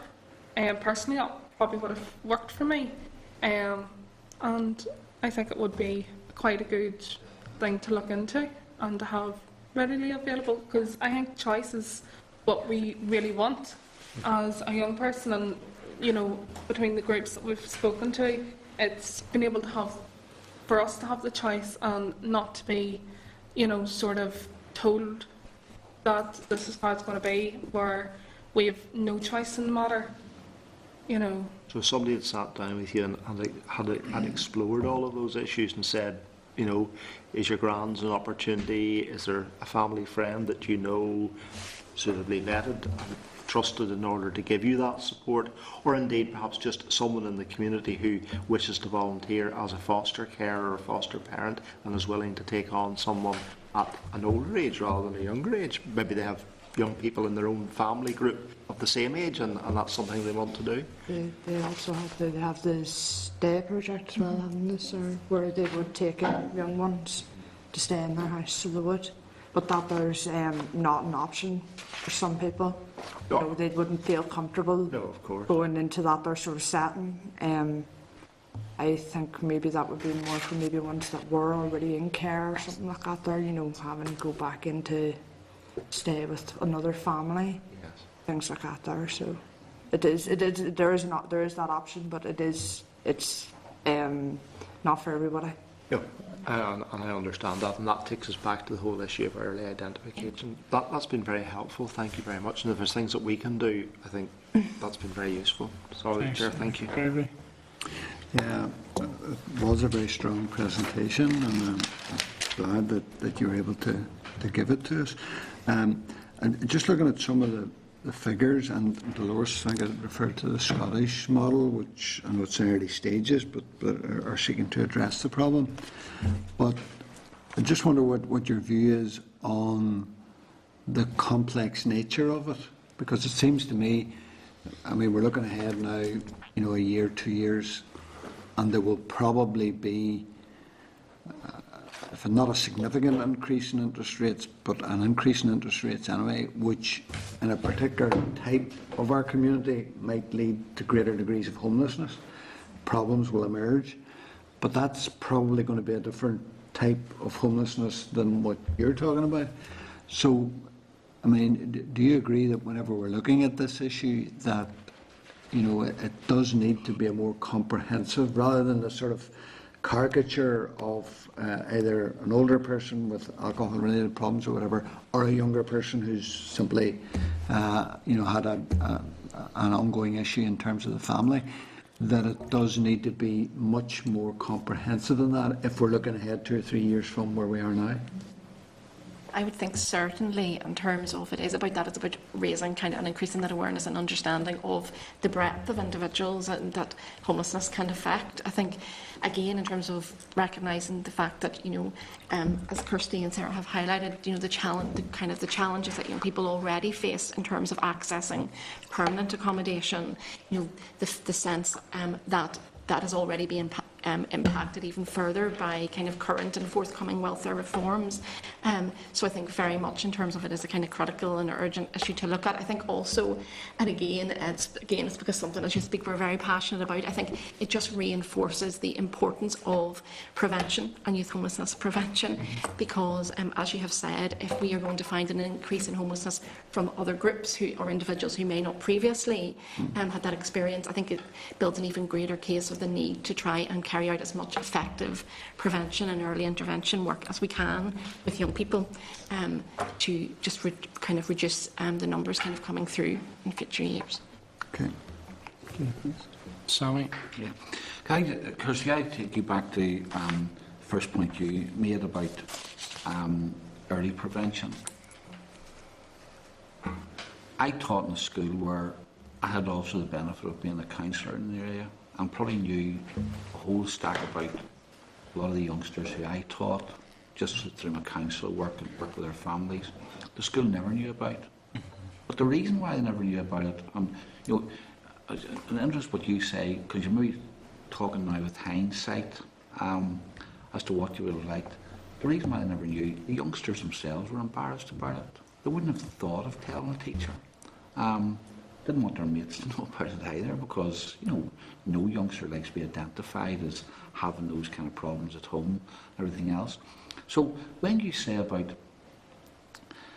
schools identifying these things earlier, looking back in your experience, what kind of things do you think need to be in place in school to draw out from children who are experiencing those difficulties and who are in danger of maybe having to get out of the house, to draw that information out of them so that the help can be provided? Talking about it from a young age, to know that it's not something to be embarrassed about. If you don't talk about it, that's where you're swiping it on, you're saying that it's, if you're not talking about it, you're not wanting to come out and say if things are happening. Where if you know the knowledge of different things, where talking in a generalised class or putting it in as an activity or something in a certain year, where they're basically telling you to prepare yourself, or if you have any issues, that you can go to somebody. It's just basically telling it from a young age that it's nothing to be embarrassed about, or, in a certain sense, if you need to talk to somebody, you can, because most of the time, as a teacher, you don't want to maybe talk to them, but having somebody, a counselling service in school, or having a young person, maybe having outside volunteers in to be able to talk to, or knowing somebody that you can go to, basically knowing the resources around you, from a young age. And you think it'd be easier for, I'd have always thought that the teacher was the person that would be easiest, the class teacher or the person was easiest for somebody to talk to, rather than a counsellor who dropped into the school occasionally or whatever. I'm just trying to identify, how do you... I think if it's somebody that you don't maybe see every single day, that you don't have to give work to, or think, you don't want them to judge how you're performing on your issues. So if there was somebody that's on the outside that doesn't have to worry about the work that you're presenting to them or anything like that, it's somebody on the outside that can have an outside look at it, and you could maybe initially you might meet them in school or something for first session or something, and then outside it could be in an outside facility, it could be a drop-in clinic for 1 week or something, and then they can be referred on to outside resources. Something as simple as, Okay. The other thing, I mean, one of the things which came through in both what you and Sarah said was the need for support, and there was whole lots of range of different support you were talking about. But see, given the fact that at the present, people present themselves as homeless, the first stop usually will be the Housing Executive Office. There's housing advice workers, based with CAB, with a whole lot of other range of organisations. Very often there'll be social workers involved. If people are unemployed, there'll be advice given there about what employment options or training options and whatnot are open to them. Given all that range, the range of support and advice that there is at present, how does it feel? Well, my personal experience, I went to the Housing Executive in the first instance, and they basically said there's nothing that we can do because you're 16, but the way they approach you, you feel intimidated to even go to them to start with, and then whenever you're talking to them, they make you feel that you shouldn't go here. They sort of make you frightened to progress with them any further. And then again, students' advice, things that got there you mightn't have known about as a 16-year-old. Again, that's where it could be presented at a young age in the likes of schools or youth clubs and things like that there, where it could be as simple as a leaflet handed out or information given to a young person where they can pick it up, and find out the support that is available. Like there's floating support available in certain areas where you wouldn't have heard about it until maybe a friend's got it, and then that's where you find about it. Is that a fault of the Housing Executive that they should know? Look, we can't do anything for you because it's not in our housing stock or whatever.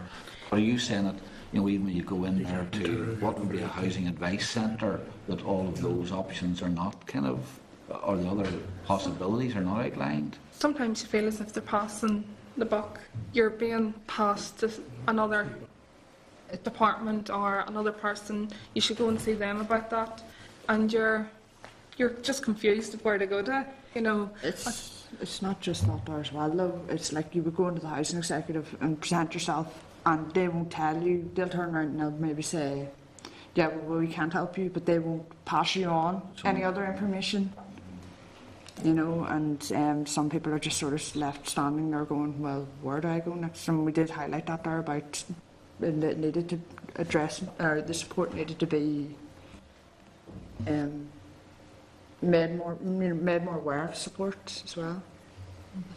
I mean, certainly in terms of the consultation that we've done with young people and all the young people that have been involved through You Speak, there certainly is a kind of consistent message that it is about creating kind of young people's awareness and understanding of the supports and services that are available out there. Some young people kind of have had some very positive experiences when they've approached young people, when they've approached agencies such as the Housing Executive or Social Services for help. I think the issue has just been about that being consistent across Northern Ireland. We've had some really excellent, in recent years, some really good positive developments around joint working across the Housing Executive and the Health and Social Care Trusts in terms of the response that they provide when young people present as homelessness. We have good local working protocols.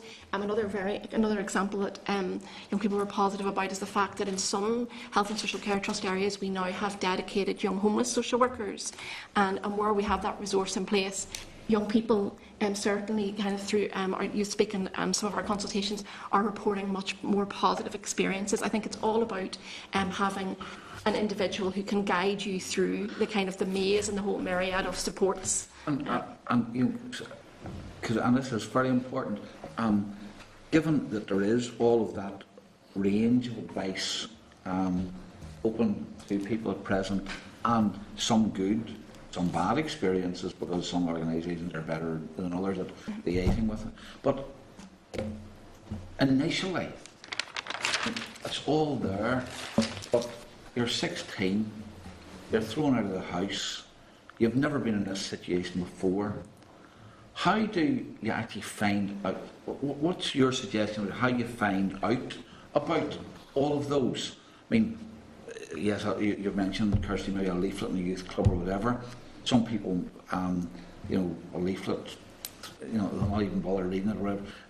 I mean, is it more a case of not that we don't need extra things, but we need to know about the things that are there, and then make sure that they all direct you to whoever. We also came up with one of our sessions. We came up with maybe the idea of creating an app to bring all the support, you know, all the services that's available throughout Northern Ireland on an app that kids have nowadays. Everyone has phones, iPads, access to computers through public, you know, libraries and stuff. An app, a website where it just connects everything. You know, something easy, simple, that they can go into this area. This is everything that's available in that area.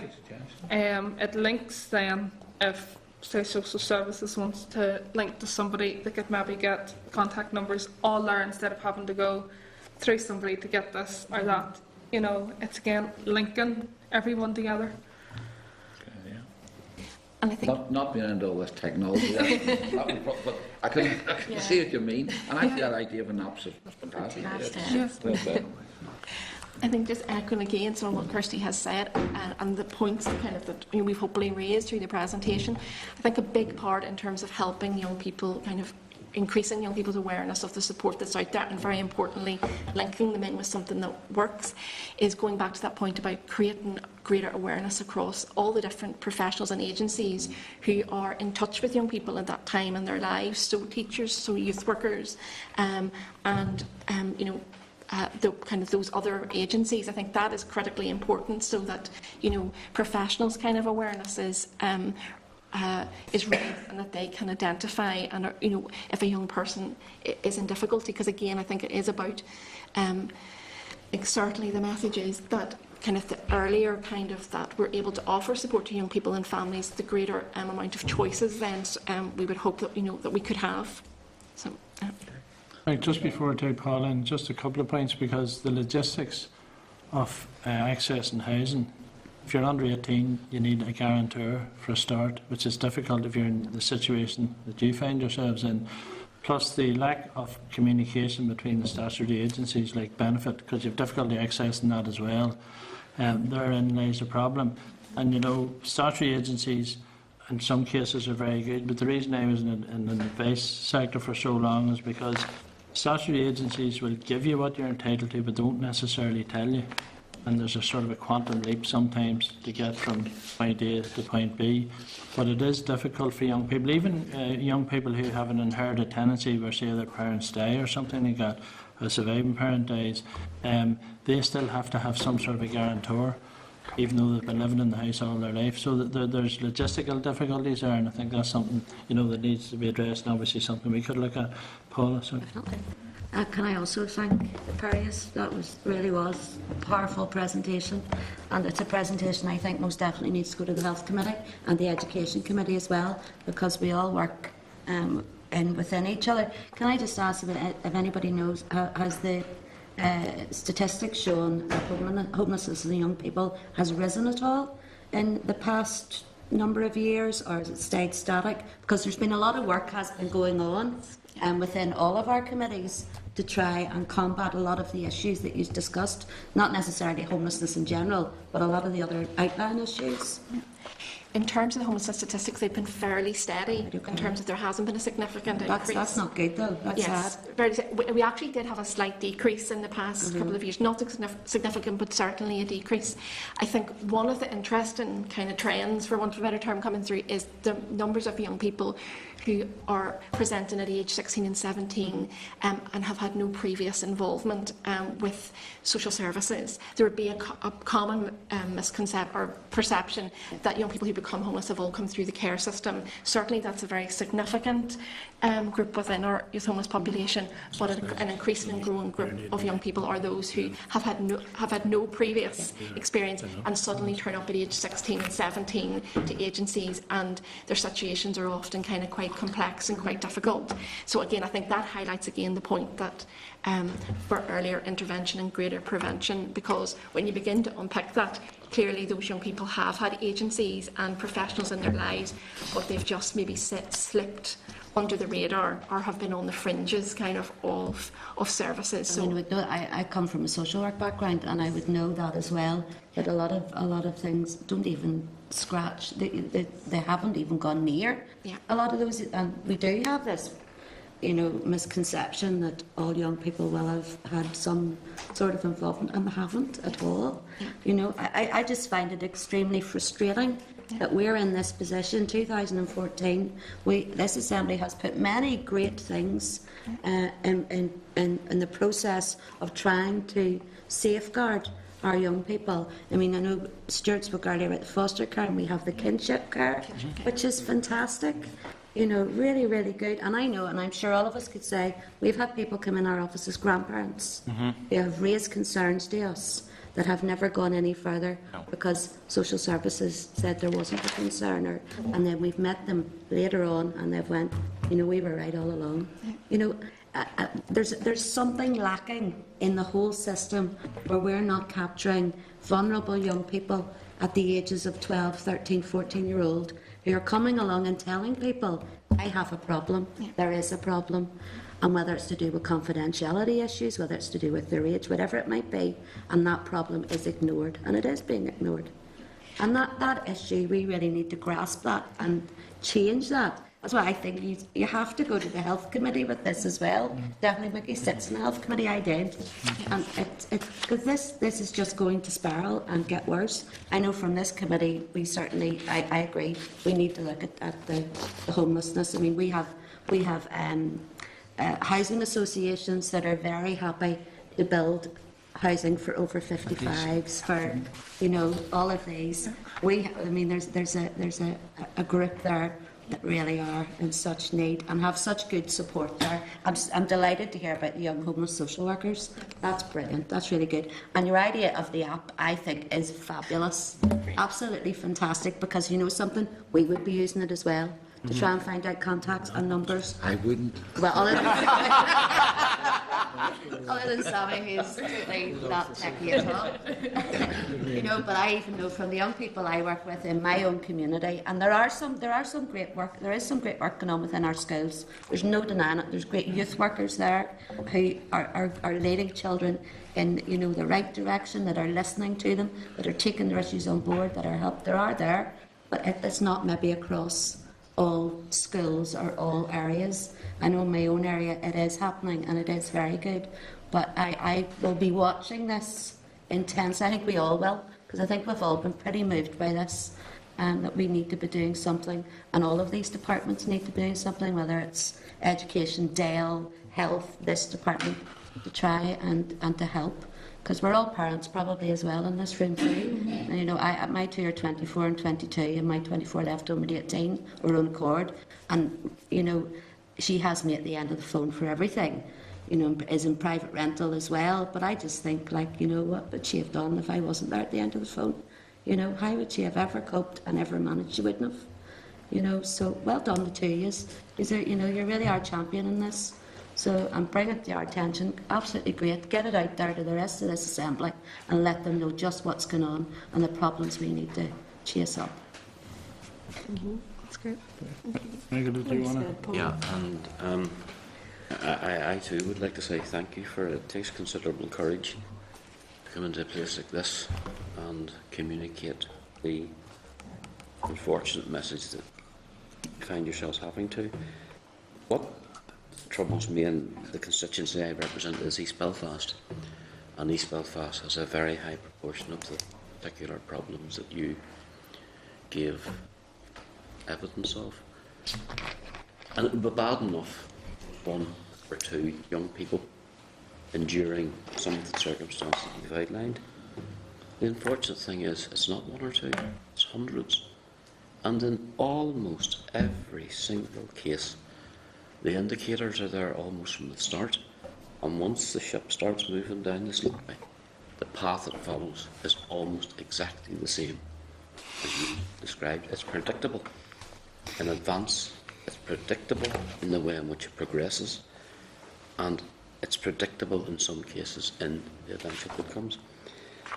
I actually have and currently employed people who did at one stage find themselves homeless from difficult home lives, through failure to identify it at school, through fostering, through secure accommodation.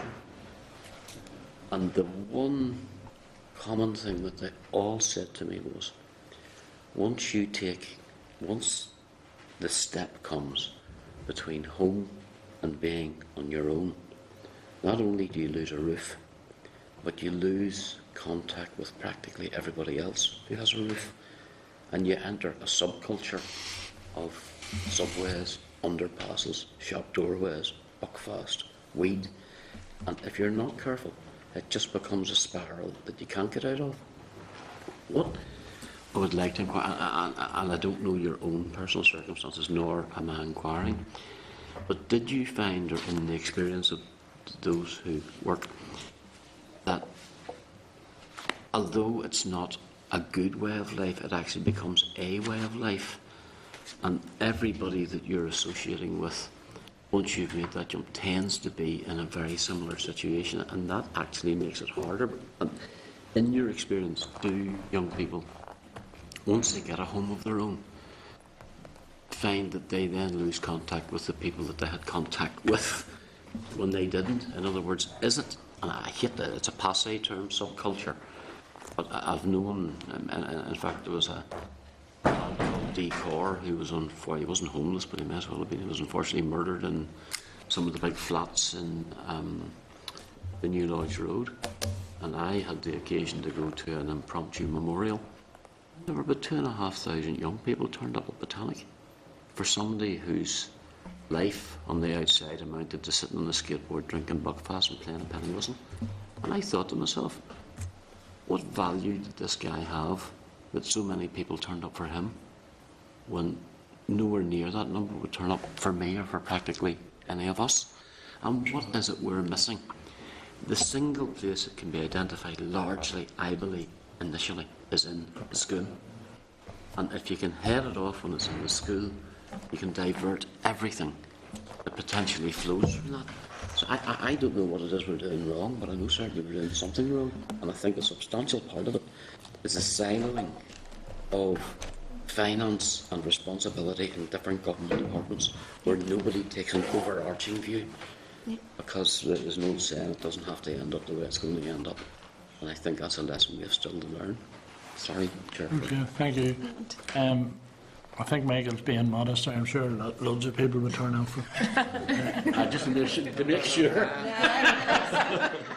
Just to make sure it was true. If we could just thank you very much, because I think you've given us a very good insight into the situation that you find yourselves in, and in general terms for young people who also find themselves in that situation. I think as a committee, and Paula mentioned, I sit in the Health Committee, and there are many overarching issues, and I think the presentation would be well worthwhile.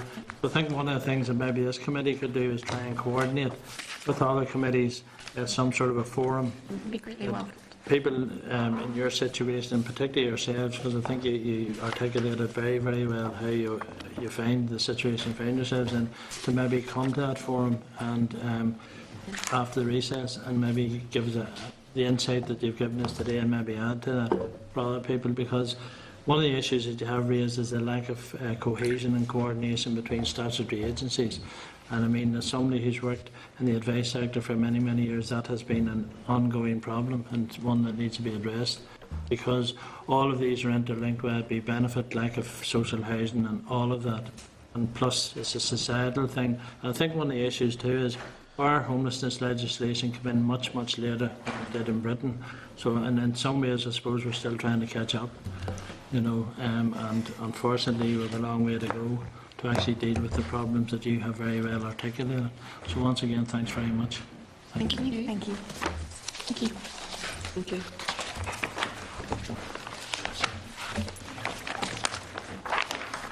members, our next briefing is from Simon Committee, Key Issues and Emerging Trends in Homelessness. And I would draw members' attention to a briefing on page 19 of your packs from the Simon Committee and a research paper on housing options in Scotland. That's on page 13.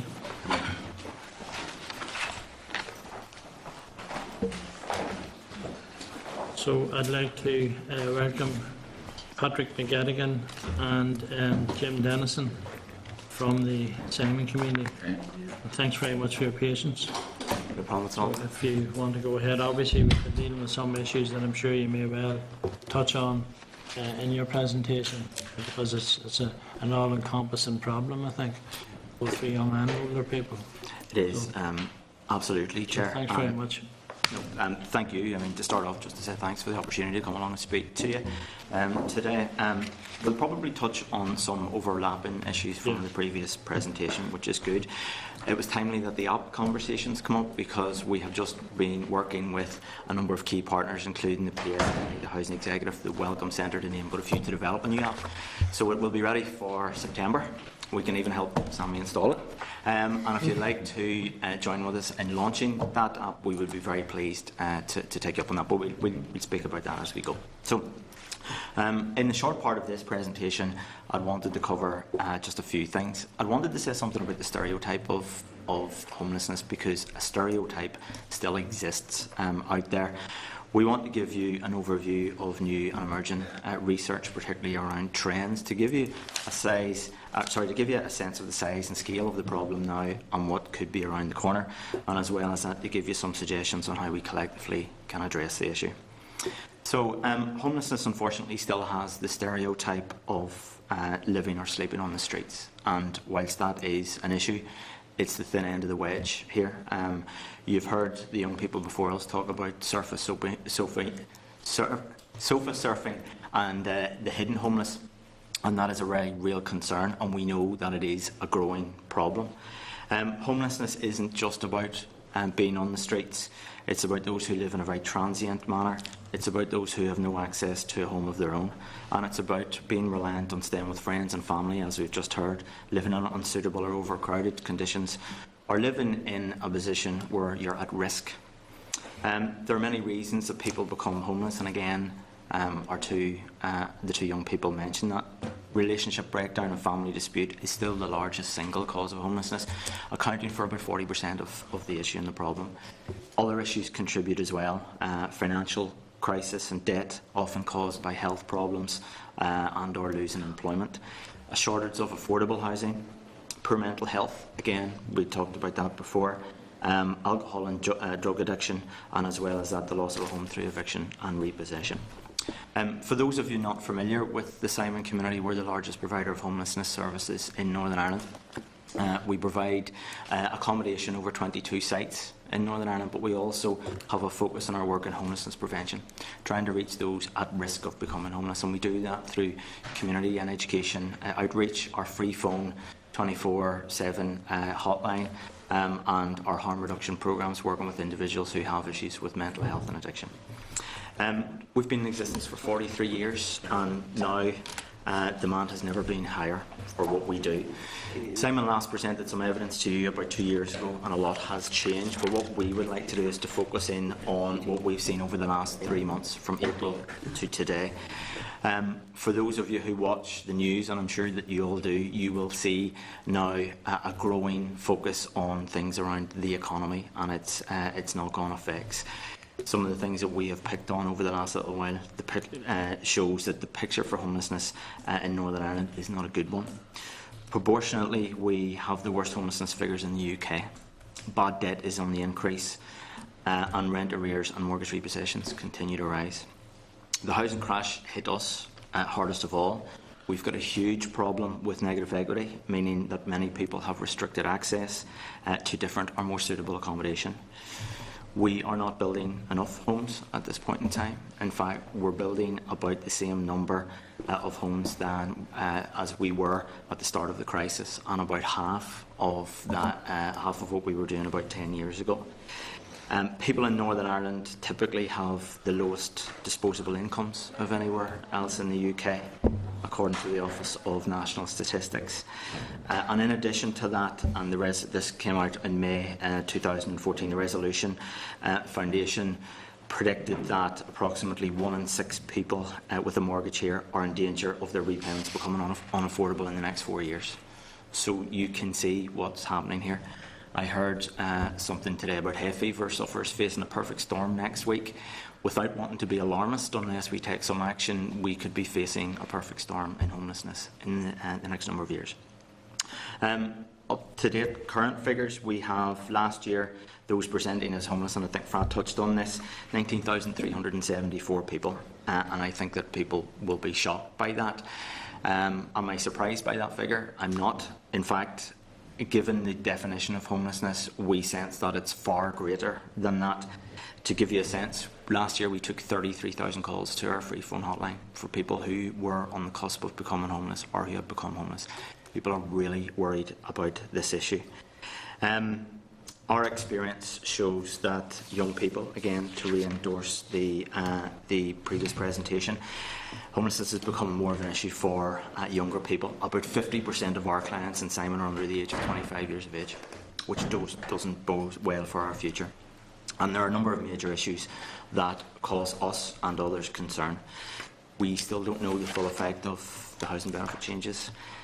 We don't know what will happen when interest rates go up, which they will, and the Governor of the Bank of England has already indicated to that. So what will happen to the people in mortgage stress or on the cusp of just about living? Soaring cost of living coupled with the stagnation of real wages here is creating a very real dichotomy. An increase in those in fuel poverty and an uncertainty around the future of the housing executive causes us some worry. So what needs to be done, and you have already touched on it yourself in some of the questions, we need to have clearer collaborative working and approaches at departmental level. And that for us includes health, justice, education, social care and employment. And it is about trying to help those who are already in the issue, but trying to identify and to capture those before they become homeless. The issue of hidden homeless, whilst we know anecdotally that it's a real problem, we don't know the number. So if you were to say to me, how many people do we actually have homeless in Northern Ireland, I can't answer it. So perhaps that's something that the committee may be interested in, some research in actually trying to quantify how many hidden homeless we have here in Northern Ireland. We would absolutely love to see clear connections and resourcing between existing strategies and homelessness, and by that I mean the homeless strategy, the DSD housing strategy, the support people strategy and the programme for government. So I suppose in essence what we would absolutely love to see would be one integrated interagency homeless strategy for Northern Ireland, with dedicated funding as the first critical step. We think that the connection and the coordination is absolutely crucial to our work, and at that point in time I'll stop and Thanks very much. I should have said at the outset, because today's meeting was originally to take place at the Simon Community Venue, but because of other commitments that the committee had, that didn't happen. So that will certainly be rearranged if members are content with that. I would just ask you a few questions, because I suppose when people think of homelessness, the simple response is to build more houses. Well, that's not happening anyhow, because there's a huge lack of social housing, but it's really getting to the nub of the issue as to the reason why people become homeless. And I mean, I know here we have a lot more mental health problems than in other societies, and sometimes I think there's a perception that a lot of homeless people have a mixture of problems, whether it be alcohol related, drug related or indeed mental health. And I think following on from the previous presentation, you have made very much the point that 50% of your clients are young people. And again, and it was mentioned earlier, was alluded to earlier about the rise in interest rates may well create a new cadre of homeless people, and also the fact that the single room rent for a lot of young people, because it was raised to 35, has caused immense problems. I mean, the Housing Executive told us here at the briefing that could lead to approximately 6,000 more people homeless per year. So I'm just wondering what your views are on that. Now, the other question I would ask is, there is a research paper on housing options, the housing options approach in Scotland. Do you think we can learn from that approach? Is there something to look at there and actually process and progress and bring forward? If I'll start with the second question first, the housing options approach. There is some evidence that it actually is effective and it's working. There's also evidence that it's been inappropriately used in some areas, and at an event in the Skinos Centre a couple of weeks ago, delegates from Scotland there freely admitted that they don't know the extent of the benefit of housing options yet. There's some very good practice in the operation of it, but there's some very poor practice. And I think that one of the concerns that certainly Simon would have would be that housing options is used as a gatekeeping model to stop people presenting as homeless. And it's hard to see beyond what we currently have what the options are for a lot of the people that we deal with. And in particular, individuals who are similar to the two young ladies who spoke this morning. I mean, the reality is there's very few options currently. And to touch on your other question about the, I suppose, the accommodation that's available for individuals, the fact that we're not building enough houses. The reality is that homelessness is not a housing issue per se. It's an issue which can only be dealt with through interagency work and through greater departmental working. And if we don't have an integrated strategy for dealing with homelessness in Northern Ireland, you will simply tinker about the edges of it. The experience that we have is that where you can get that cooperation, you get some very good results. And we currently operate 2 services for young people, one in Mount Street Mews and Coleraine and one in 242 Antrim Road. Those are projects that were set up as part of a joint commissioning process with the Department of Health and Supporting People and our colleagues in the Housing Executive. And they provide services not only for young people leaving care who find themselves moving into the community to prevent homelessness, but also they now provide emergency access to young people 16 plus who find themselves homeless for the first time and who have had no statutory involvement. Things are improving in some ways, but there is still an inconsistency in terms of the commitment from other departments. And it's really interesting to see or to hear your approach in terms of getting other committees involved, because that's one of the things that we would certainly want to see. DSD and the Housing Executive can't resolve this on their own. And I think that actually when the Housing Amendment Act 2010 was introduced, there was an opportunity there to have a stronger legislative approach to this. There's a paragraph or a section in that legislation which talks about other bodies given or shall shall take heed of the homelessness strategy in the rolling out of their functions. I would say that it would be interesting to see what evidence there is in other bodies paying heed or taking into account the homelessness strategy, because the evidence isn't there from what I can see. Could I just ask you before I bring members in terms of the definition of homelessness and how the Housing Executive defines homelessness, whether a person's intentionally homeless or they become homeless through no fault of their own. I mean, in my own experience, I find that if someone is in private rented accommodation and the landlord is selling the house, whatever, and they're moving that person out, maybe through an eviction order or whatever, they have to wait almost to the day that they're and produce the evidence on the day. They're then homeless because they've nowhere else to go. It just seems that it's not a progressive kind of situation where the Housing Executive are actually saying, well, on such and such a date you will become homeless. We should really be doing something about it now. And it just seems a kind of a roundabout way of dealing with it. And that kind of definition, it probably needs to be more clearly defined. I suppose that's what I'm saying, in terms of criteria. Well, you can be regarded as homeless 28 days before you actually become homeless. And I think it's down to consistency in the approach. Yeah, that's what I'm talking about, I think. The lack of consistency, man. In some cases, there's a lack of consistency. It's like everything else. It's like the majority of services that are delivered in Northern Ireland. And depending on who you approach, the individual sometimes is you either get a good service or a bad service. And I think the approach that Simon Community has tried to take over the past number of years is that I fully believe as Director of Services within Simon Community, that all the answers to preventing homelessness and to ending homelessness are within the community. We have a glut of voluntary sector organisations and other agencies out there, and the problem is that nobody's talking to anybody else.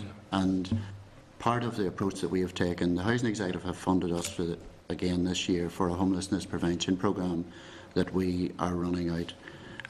It's interesting to hear some of the feedback from the young ladies earlier, because we are now going into schools. The homelessness is on the curriculum at Key Stage 3. We gave over 200 talks last year to educational and community establishments, talking about homelessness, about the effect of homelessness, trying to guide young people in terms of being able to talk about it, to reduce the stigma. We have a web-based resource that teachers can sign into and can actually use as part of their educational programme. So there are things that are happening and that can, add a better experience for everybody in this. Prevention, again, it needs to be. Sammy asked earlier about what could have been done differently in schools. My view would be that people are not focused, teachers are not focused on homelessness. They're not thinking to themselves, somebody who's truanting, somebody who comes in with a black eye, somebody who comes in showing other indicators that might be cause for concern. Homelessness doesn't pop up in their heads immediately. And it's the other things. Are they getting enough to eat? Are they getting, why are they missing school? Their education's going to suffer. And I think one of the things that we have tried to do over the past number of years is to focus people's attention on this issue of homelessness. And even when people go into GPs and they experience mental health issues, there's very little reason why a GP couldn't ask them questions around, have you got support at home? Are you in static accommodation? Just a few things that might be indicators that would show that there's a risk of homelessness. And if there were connections there from the GP to other agencies, then these things could be easily addressed. Thank you, Fran. Thank you for the presentation. And as I said earlier on, I know some of the work that the Simon Community carry out, and as I say, only for some of the provision that they provide, that more and more people would find themselves in greater difficulty. There's some interesting things that you've said, but I think when it all boils down to it, that there's never been a proper focus put on how you deal with the situation and provide the resources that allows you to tackle it. And I think obviously that's where we come in. I think in most issues that you deal with now, there has always been a lack of that multi-departmental, multi-statutory approach on how the issues are dealt with, not least homelessness, how resources are allocated, and the target and outcomes from it. And you do get the likes of coming through things like housing options from Scotland that probably has some good, as you say, some good things in it, but some others that may set you back. And I'd asked earlier on, because I think the important question is what can we do about it? Because I know that there's probably an over-reliance at the minute on the private rented sector to make up the shortfall in the provision of housing. You know, some people are being put into accommodation that isn't suitable to their needs, and the poor conditions. It's overpriced. It's everything. So there's a lot of problems on there that we need to. I do agree that the 2010 housing amendment bill, that we had golden opportunities there to move this thing forward, and hopefully a lot of that stuff can be picked up. But if we were to sit down and look at what we can do as a committee, and I think in our own way, all the committee has interest in trying to ensure that this is dealt with. What advice would you give us on, as I spoke about, certainly for young homelessness, a wraparound service that deals with better facilities, more resources, and things like, what would you say to us? I think that any support that you can give providers like us to highlight what the issues are would be absolutely invaluable to us. I think that we are funded through supporting people, which comes from the Department of Social Development. So anything that you can do as the committee of that department to connect with other departments, that would be incredibly valuable to us as well. I think that there's a job for us to keep you better informed, because coming here once every 2 years to share this with you isn't enough, I'm absolutely sure. And we have been doing a piece of work where we're trying to, break down the homelessness figures in each of your constituency areas, and we'll share that with you.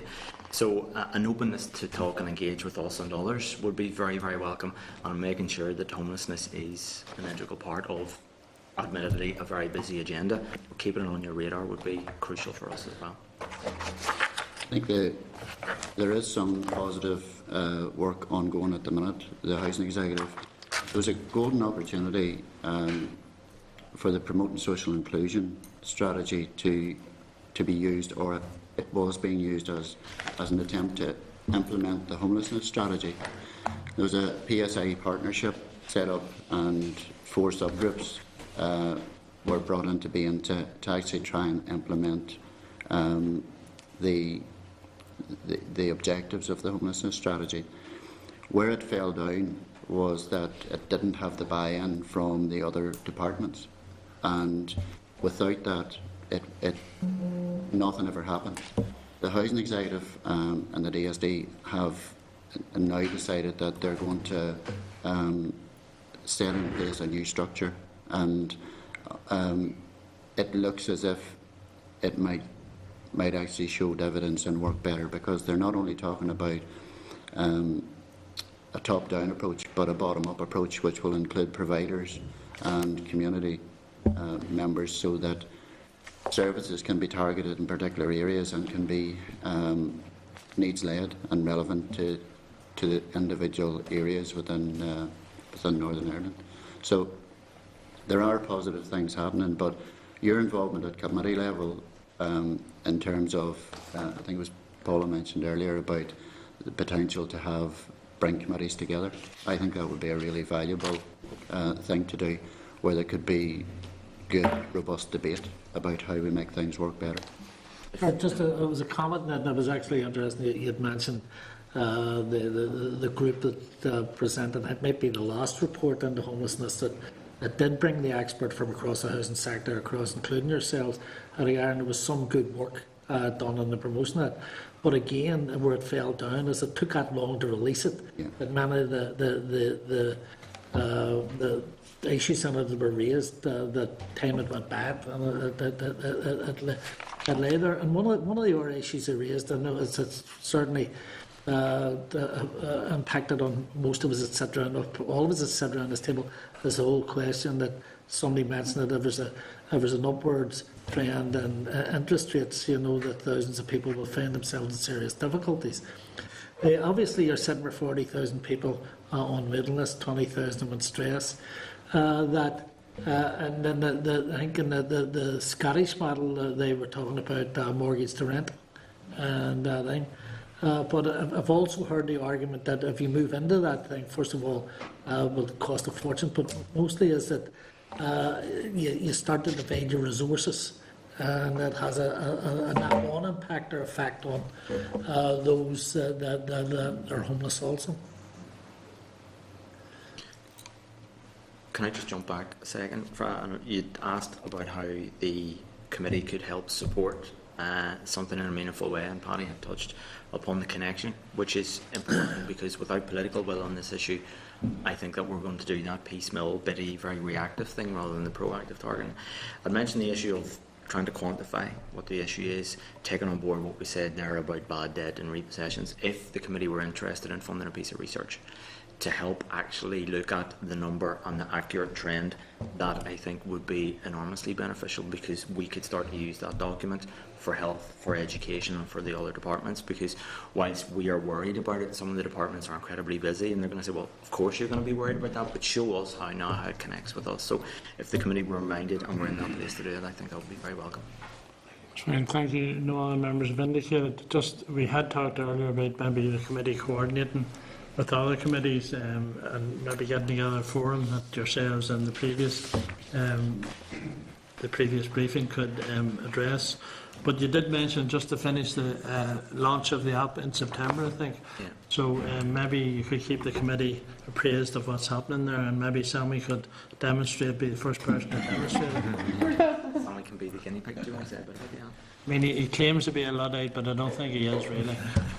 The app has actually been developed as part of our work with the Housing Executive Homelessness Prevention grant that they've kindly given us, and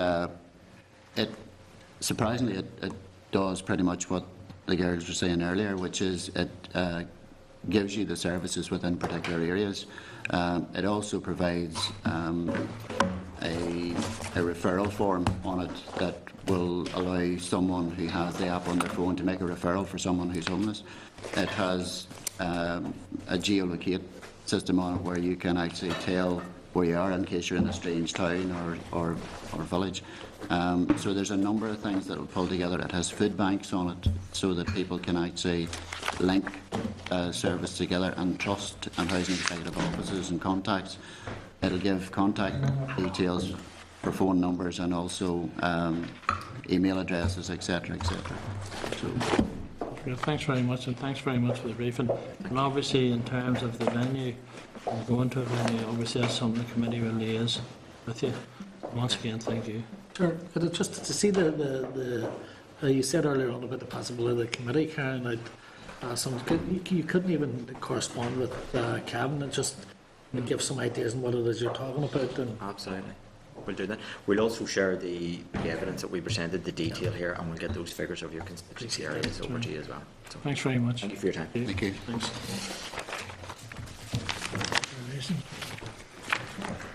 Ready for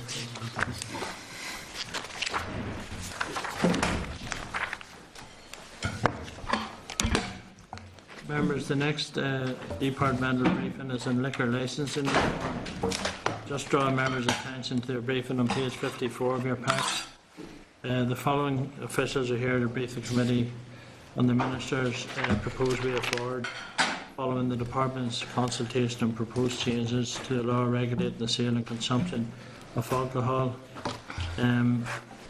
Also, the committee will be able to comment on the consultation today, and the Minister will be seeking executive approval of a liquor licensing bill at its meeting of the 3rd of July. Following this, he intends to publicly announce his proposed way forward. And the Department have made us aware that the executive agreement must be secured in advance of summer recess in order to meet the legislative timetable, but that any proposals from the committee will be considered in the drafting of the liquor licensing bill during the drafting process. I'd like to welcome Caroline Hobson, Liam Quinn and Carol Reid. The committee have had a number of briefings on this, Liam, as you're aware of. One of them was in terms of from Drumbo about changing some of them. I think there was a reference, if I remember rightly, to Article 42 for an amendment possibly to that, to do with general permitted hours for a place of public entertainment, including Sunday, because it doesn't allow that at the moment, and people felt that that was prohibitive to other areas like Drumbo and I think some of the race courses and that. So maybe that's something that would be included or... Well, I'll maybe address that now, Chairman, since you've raised it, and then I'll go on to talk about the other main proposals that the Minister will be bringing to the Executive, just for the policy clearance at this stage. In relation to Drumbow, the Minister hasn't decided to include any amendment to Article 42 in his proposals, but he has said that he will look at any amendment brought forward by this committee or an individual member as the proposed bill goes through the Assembly. In relation then to the other proposals, as you know, Chairman and members, the Department consulted during 2012 on a wide range of proposals, and the Minister has considered carefully the responses to that consultation and has now come up with a range of proposals which he's put into the Executive for final approval to go ahead then and draft a bill. We do believe we have sufficient time, subject to the work of the committee and the approval of the Executive, to get this bill through during this mandate. The main issues, the main proposals coming forward, and I'll go through the main ones here, but you all have in your pack the list of issues. The first one I'll talk about is restrictions on the advertising of alcohol in supermarkets and other off-sales premises. This is where supermarkets in particular would advertise their alcoholic products within areas where food is sold, rather than solely within the licensed part of their premises. This proposal would restrict the advertising to within the licensed area of the supermarket. It would also prevent them from advertising within 200 metres of the premises any alcoholic promotions that they may be doing or price reductions. There will also be a restriction on the delivery of alcohol from supermarkets and other off-sales. That would be a case where supermarkets are now increasingly delivering their weekly shop to people's homes. That may include alcoholic beverages.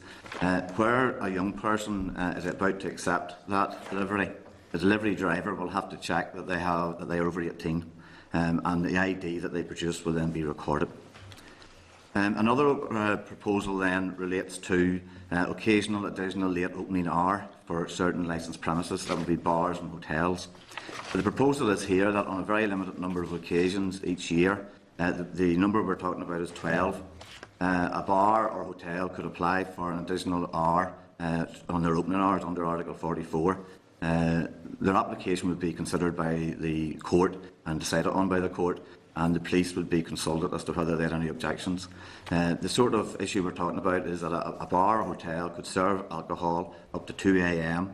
on these 12 occasions, or up to 12 occasions, and we would envisage it would be related to things such as maybe New Year's Eve, local music festivals or other festivals in towns or villages. Another issue is opening hours around Easter. The hospitality industry have long complained that the Northern Ireland opening hours over Easter are too restrictive. There are restrictions on opening hours on the Thursday, Friday, Saturday and Sunday at Easter. The change that is proposed is that the Thursday and the Saturday before Easter would be treated as normal days for the purposes of the liquor licensing legislation. And the other issue then would be around a code of practice on drinks promotions. Currently, the drinks industry operates a voluntary code of practice on drinks promotions.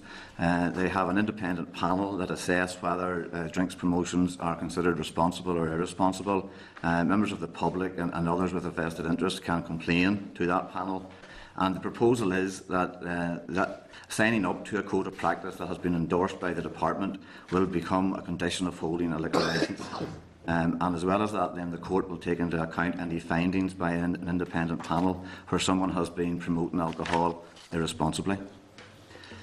An issue that has been in the headlines over the last few years is entertainment licences, whereby a council can offer an entertainment licence or issue an entertainment licence to a licensed premises which goes well beyond the time when alcohol can legally be served in a licensed premises.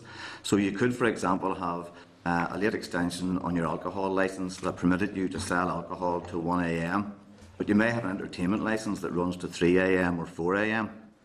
This proposal would bring the two into line in that you wouldn't be able to get an extension past 11 o'clock for your alcohol licence if your entertainment licence went beyond the time when you could serve or consume alcohol. The police are in favour of this particular proposal because it will make enforcement of the law much easier for them, and people will know where they stand. There are a number of proposals then that relate to registered clubs. One proposal is to allow registered social clubs to advertise events in the local press, provided the advertisement states that the event is for members and guests only. Currently, registered social clubs can't advertise outside of their own premises. Another proposal for the clubs is that young people will be allowed in the premises of sporting clubs until 11 p.m. during the summer months. The summer months being June, July and August. Currently, they are allowed in the premises until 10 a.m. Golf clubs, GAA clubs and the yacht clubs in particular have said that they would have activities going on quite late at night, and they wanted the provision to allow young people to wait within the premises of the club while they're being picked up by parents or whatever. Another issue for the clubs is that they aren't currently permitted to use anything outside of the licensed premises of the club or the sale of alcohol. So, for example, if they wish to put a marquee up in a car park during Captain's Day at the golf club, they have to get a local publican to apply for an occasional licence for that area. And it's intended that on a small number of occasions, we're currently proposing 6 occasions a year, a registered club would be allowed to apply to the police for permission to extend the limit of their licensed area to include maybe a car park for a Captain's Day or a wedding of a member of a guest or something, or a member of the club or something like that. So those are the main proposals. I know time is running on, so I'm quite happy to take questions now, Chairman, on any of the other issues that we... Thanks very much. I mean, some of those proposals seem sensible. Just on the advertising in and around supermarkets, obviously people will still be exposed to alcohol advertising through billboards, television and that. So if you're going to be effective in banning advertising, there would need to be a blanket ban, surely. Yeah, well, I mean, our remit really goes as far as advertising around licensed premises. We don't have a remit for other types of advertising, such as on the airwaves or television or anything like that. This is a provision that was brought in Scotland, and it seems to have been fairly effective. Thank you. Just one other question. Proposal 16, preventing the removal from alcohol from pubs after 11. Does that extend to taking drinks out to be consumed, for instance, in beer gardens? Or does it only refer to carryouts of sealed alcohol to take home? It refers to sealed containers of alcohol to take home. Well, that's fine. Thanks. Stuart, and then Sammy. Chair, thank sorry, you. Mr. Alistair, sorry. No, as well, yeah. Sorry. Can I ask just in relation to your proposal with regards to advertising in supermarkets, would that mean that a supermarket, for example, couldn't have an item of food and have a poster with a recommended, say, for example, wine to take with that in some other part of the supermarket? No. It refers solely to advertising of the alcoholic beverages for sale within the supermarket. A recommendation of that nature wouldn't fall foul of it. Even though it was an advertisement for that wine itself? No. I mean, what we're talking about here really is the broad policy. We'll have to get into the detail with the drafters of the legislation to dot the I's and cross the T's. But that is not the policy intention, no. And similarly, I mean, if a shirt or if a supermarket selling T-shirts that has the name of a beer or something on it, no, that is not considered advertising, and that would not be ruled out. Nor would the meal deals where you can buy X amount of products. That was another area that I thought. Yeah. You also have decided not to proceed with regards to what I think you describe as third-party deliveries. That is where alcohol is purchased and then resold. Do you believe that the police have sufficient powers to deal with that matter without you having to deal with it yourselves? Well, it's currently illegal to sell alcohol by retail without a licence. So if someone is buying alcohol at a supermarket and then reselling it at a profit, you know, that would be illegal. Okay, but you know that the practice goes on, and is there any opportunity in this legislation to further prevent that practice? During the consultation, there was nothing came forward that would indicate that there was an approach we could take to try and prevent that practice. I mean, it really does appear to be an issue of enforcement. Okay. In relation, again, to licensing matters, there doesn't seem to me to be any reference, but it may be separate legislation. You can tell me if I'm completely wrong in respect of this. With regards to transfer of licences, I think those primarily are either the retail trade or publicans. I've had an approach from the PSNI with regards to a complex legal matter which has arisen with regards to the transfer of licences, and effectively there's a loophole which says you don't have to know the name of the person that the licence has been transferred to between the periods for which the licence is valid. And that has the potential to lead to persons who may be not suitable to receive a licence to actually be the licensee, and that wouldn't then be discovered until the renewal period came up. Is it possible, either by members' amendment or whatever, to deal with an issue like that in this bill? It would be possible, yes. It covers within the scope of the bill, clearly. Yes. Okay, that's helpful. Thank you very much indeed. Thank you, Chair. Chair, to be brief, number 7, lift restrictions on smaller pubs. Exactly what does that mean? Smaller pubs that, let's just check them right. Yeah, smaller pubs that haven't the facility to provide a lot of food or entertainment are currently allowed to apply to the police for late open to 1 a.m. on 20 occasions a year. What we're talking about here is extending that to 85 occasions per year, which would be in line with what registered social clubs can currently do. The reason I was concerned was you hear quite regularly the impact the resizing has had on small pubs, especially rural pubs, and I'm sure that's the other issue. And I was just concerned about the children and licensed premises. What about weddings and things like that, where young people or children regularly attend? Would you expect the bar to be closed during a wedding? Well, the law is very clear on young people in licensed premises. In a normal bar, for example, young people can be on the premises until 9 p.m. If the bar is open. Now, if the bar is closed, they still have to be off the premises by 9 p.m. These proposals won't change that. So if someone's at a wedding and the bar remains open, the young people should be off the premises at 9 o'clock. What we're talking about here really is where a group of young people want to organise a disco in a hall, at a bar or a hotel, which has lighting and sound systems. Currently, it's illegal for them to use that premises, even if the bar is closed. So what the proposals will do is make it legal that if the bar is closed, they will be able to have young people on the premises.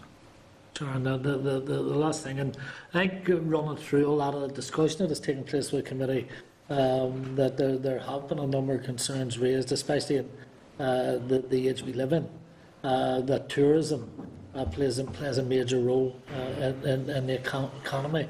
When you're dealing with the people that represent the trade, how do they feel about this? Or do you believe that this will assist in trying to encourage people to come to the north and buy into the entertainment? Well, we think that some of the proposals certainly will. The 12 occasions for an extra late opening hour will allow town centres to be used as for festivals and so on, where you would have people coming out a bit later. So I think those sorts of proposals will help, and certainly the proposals around Easter is something that the hospitality industry have been lobbying for some time. Now, a lot of people within the hospitality industry will say that these proposals don't go far enough, and certainly during the consultation there was a bit of a campaign to try and have our licensing laws brought into line with those in England and Wales, where you could, in effect, in certain circumstances, have 24-hour drinking. But the Minister's not prepared to go down that road. He doesn't believe that it's sensible to go that far.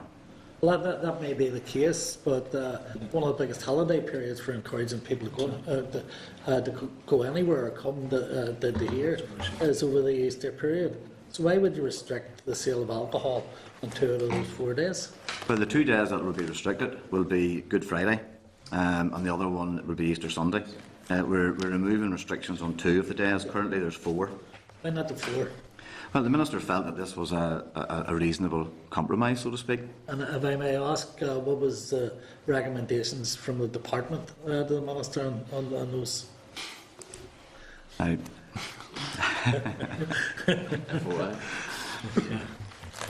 That's okay, sir. Thanks, Sammy. I just ask, see on the extensions to 2 a.m. for a maximum of 12 occasions. You've indicated there that you prepare regulations detailing the kind of considerations the PSNI should take into consideration.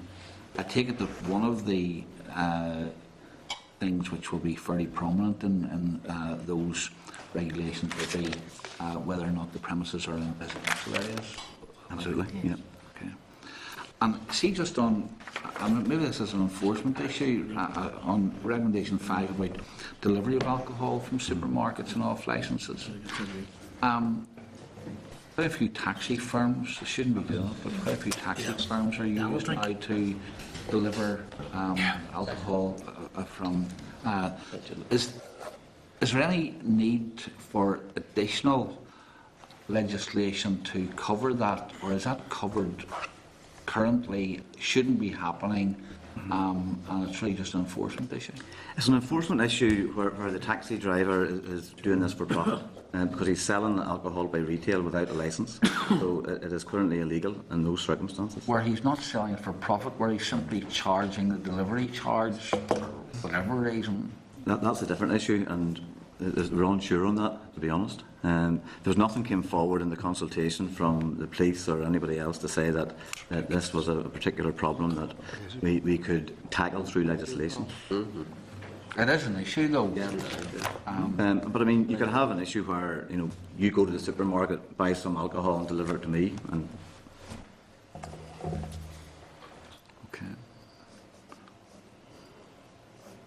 Okay. So but the law as it currently stands would require the taxi driver to check if he's not doing it for profit, he could be charging an exorbitant delivery charge, mind you, but if he's not doing it for profit other than the delivery charge, the current law requires him to check the ID. it will, yes, whenever we amend it under these proposals. okay. Mr. Almers, did you indicate? Yeah. Just on that point, are you aware of any instances of attempted enforcement of the existing law relating to taxi drivers? I'm not aware of it, but we can certainly contact the PSNI and try and find out. If it should turn out that because of inherent difficulties in enforcing in such situations, that effectively there is no enforcement, by not taking any legislative steps in this bill, you're effectively turning a blind eye to it. Is that right? Well, possibly. I mean, you could say that, but I mean, what else could you say, really? Well, it's a difficult issue. If enforcement isn't being taken currently, we may have to look at it during the progress of the bill.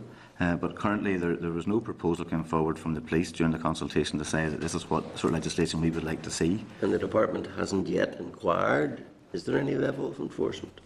If we have, I can't recall it. On the relaxations over Easter, would the Thursday and the Saturday then become days which could avail of late openings and extensions in the normal way that any other day could? That's the proposal, up to 1 a.m. However, it's not intended that either of those 2 days would be used for the additional hour to 2 a.m. So they couldn't come under Proposal 6? No. But they could come under the general law relating to Article 44, which allows a late extension to extension, yes, which would breach Good Friday and breach Easter Sunday. It would. And the department's content with that? That's the proposal. And just going back to Mr. McCann's point about smaller pubs, it's smaller pubs not by terms of their square footage. It's smaller pubs in the sense that they don't serve food. Yeah, they don't have the capacity to serve food or to provide They could be large and not serve food. Not really to do with their size. Well, it's to do with their capacity and ability to serve food. And if a large bar with a large kitchen applied to the police for a late opening and the police inspected the premises, they clearly wouldn't accept it, and they would refer them to Article 44, which takes them down the road of going to court and applying for a late licence and having to provide entertainment or food. But I'm still unclear. Has it anything to do with the actual size of the premises? It has, in that a large bar would apply for entertainment if they want for Article 44 if they want it late opening. If the place is so small that they can't provide entertainment, then they would release and seek a late opening on those limited occasions. But it's not so limited now if it's to be a fourfold increase from 20 to 85 occasions a year. That's the proposal. Just over once a week, I suppose. Maybe twice a week during the summer or whatever. Yeah. That's possible, yeah. Like occasional begins to lose its meaning, does it not? Well, under Article 44, a bar can apply for late opening for 7 nights a week. It can, yeah. Okay, thank you. Thanks. Just a point of information, because the department had asked for this briefing to be postponed and then asked for it to be put on again. Obviously, there's a fair amount of documentation. Is there any reason why that wasn't available earlier? The Minister was just considering some of the issues. As you can see, that some of them are fairly complex and in some cases controversial as well. Sorry. There was one other point that I meant to ask. There's nothing in this bill which seeks to strengthen the law at all about drinking on buses? No. Would it be within the ambit of the bill? I don't think so. Why not? This is liquor licensing, where someone holds a licence to sell alcohol, and it's liquor licensing amendment. So we're looking at people who hold a licence to sell alcohol from a supermarket or a bar or a hotel, or in the case of a social club where they're a registered club. I don't believe that would be within, but I mean, you could take legal advice, and it's possible. Would the ambit of this bill be capable of embracing minimum pricing of alcohol? Possibly, but that has been looked at in a different work stream between ourselves and the Department of Health. Yes, I know that. But would it be possible to bring it may be the stream of this bill? It may be.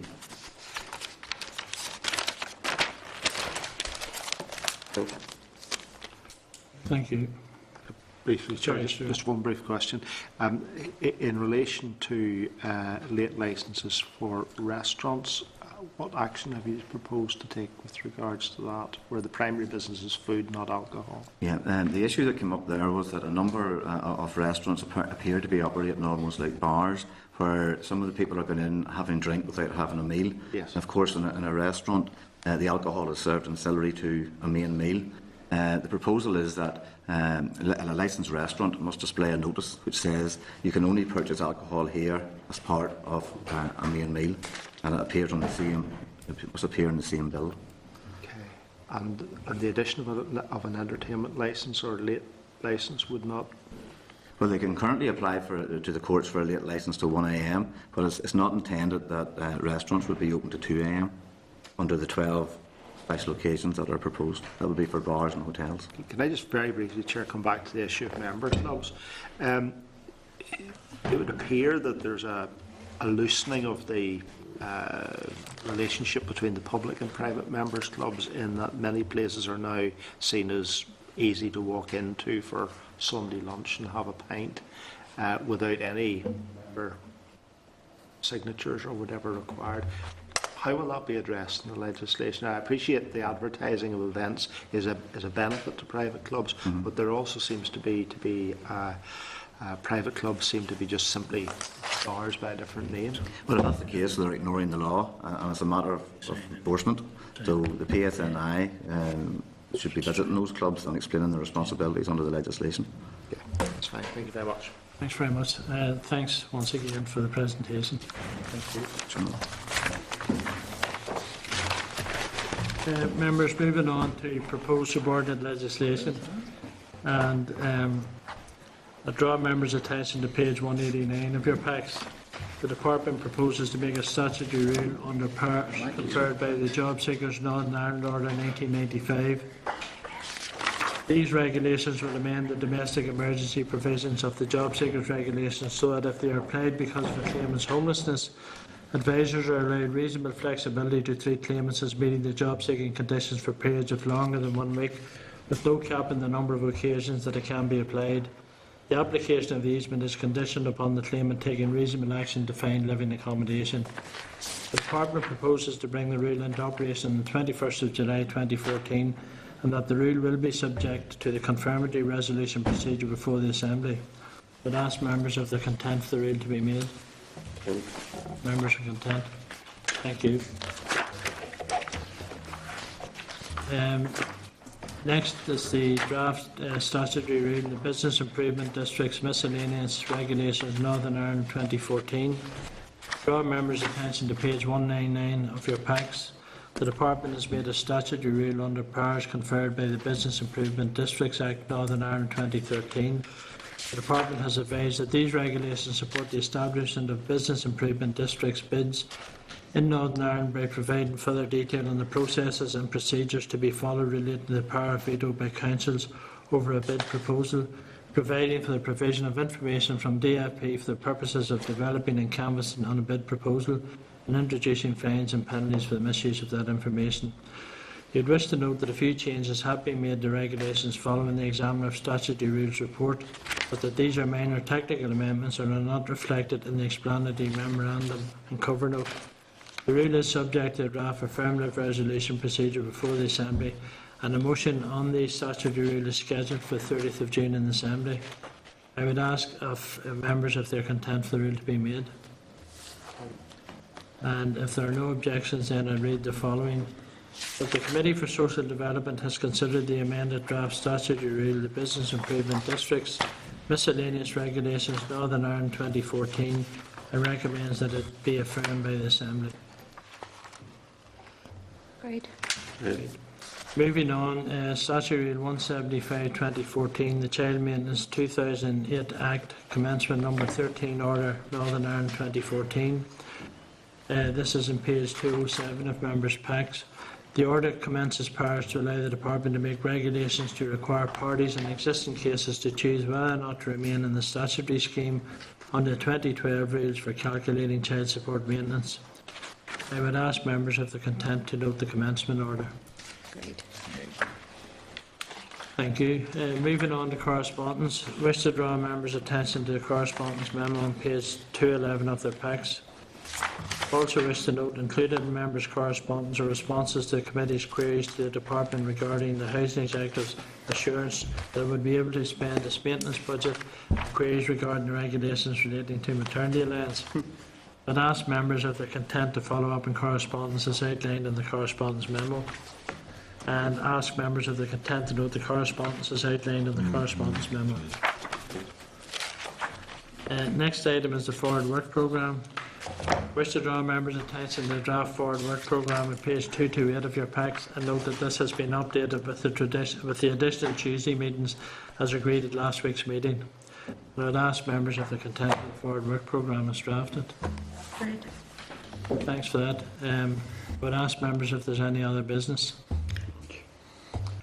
And at this point, we'd adjourn. I'd like to thank members for their patience, because I think it's been a fairly long session, but having said that, there were important issues and important briefings to be to the committee, and I think they've been very useful.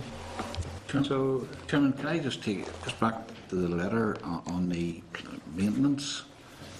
I'm not quite clear. On one hand, they were told that NIH has assured the Department can anticipate spending their maintenance budget in full, and then we're told that they're currently working with appointed maintenance contractors to agree what spend can be achieved this year. Are they going to spend it in full, or are they not going to spend it in full? Well, it's a good point. Maybe we need to get more information. Obviously, we need to get more information, because I think you had commented on the fact that in the last financial year, the Department handed back, not even in the full financial year, it handed back something in the region of £70 million. So obviously that's something that we would need to get more information on. And I think it's an important point, and thanks for raising it. Great. I don't think that can be viewed in isolation from the the tweet they've made regarding child maintenance, where they've now agreed that they'd included something which was superfluous and useless. That's not the exact words, but one would have thought they could have determined that before they brought it here. I'm sure your comments will be noted. I hope they are. So, the next meeting of the Social Development Committee will take place on Thursday, the 3rd of July, at 10 a.m, room 29. I propose that the committee does now adjourn. Thank you. This is the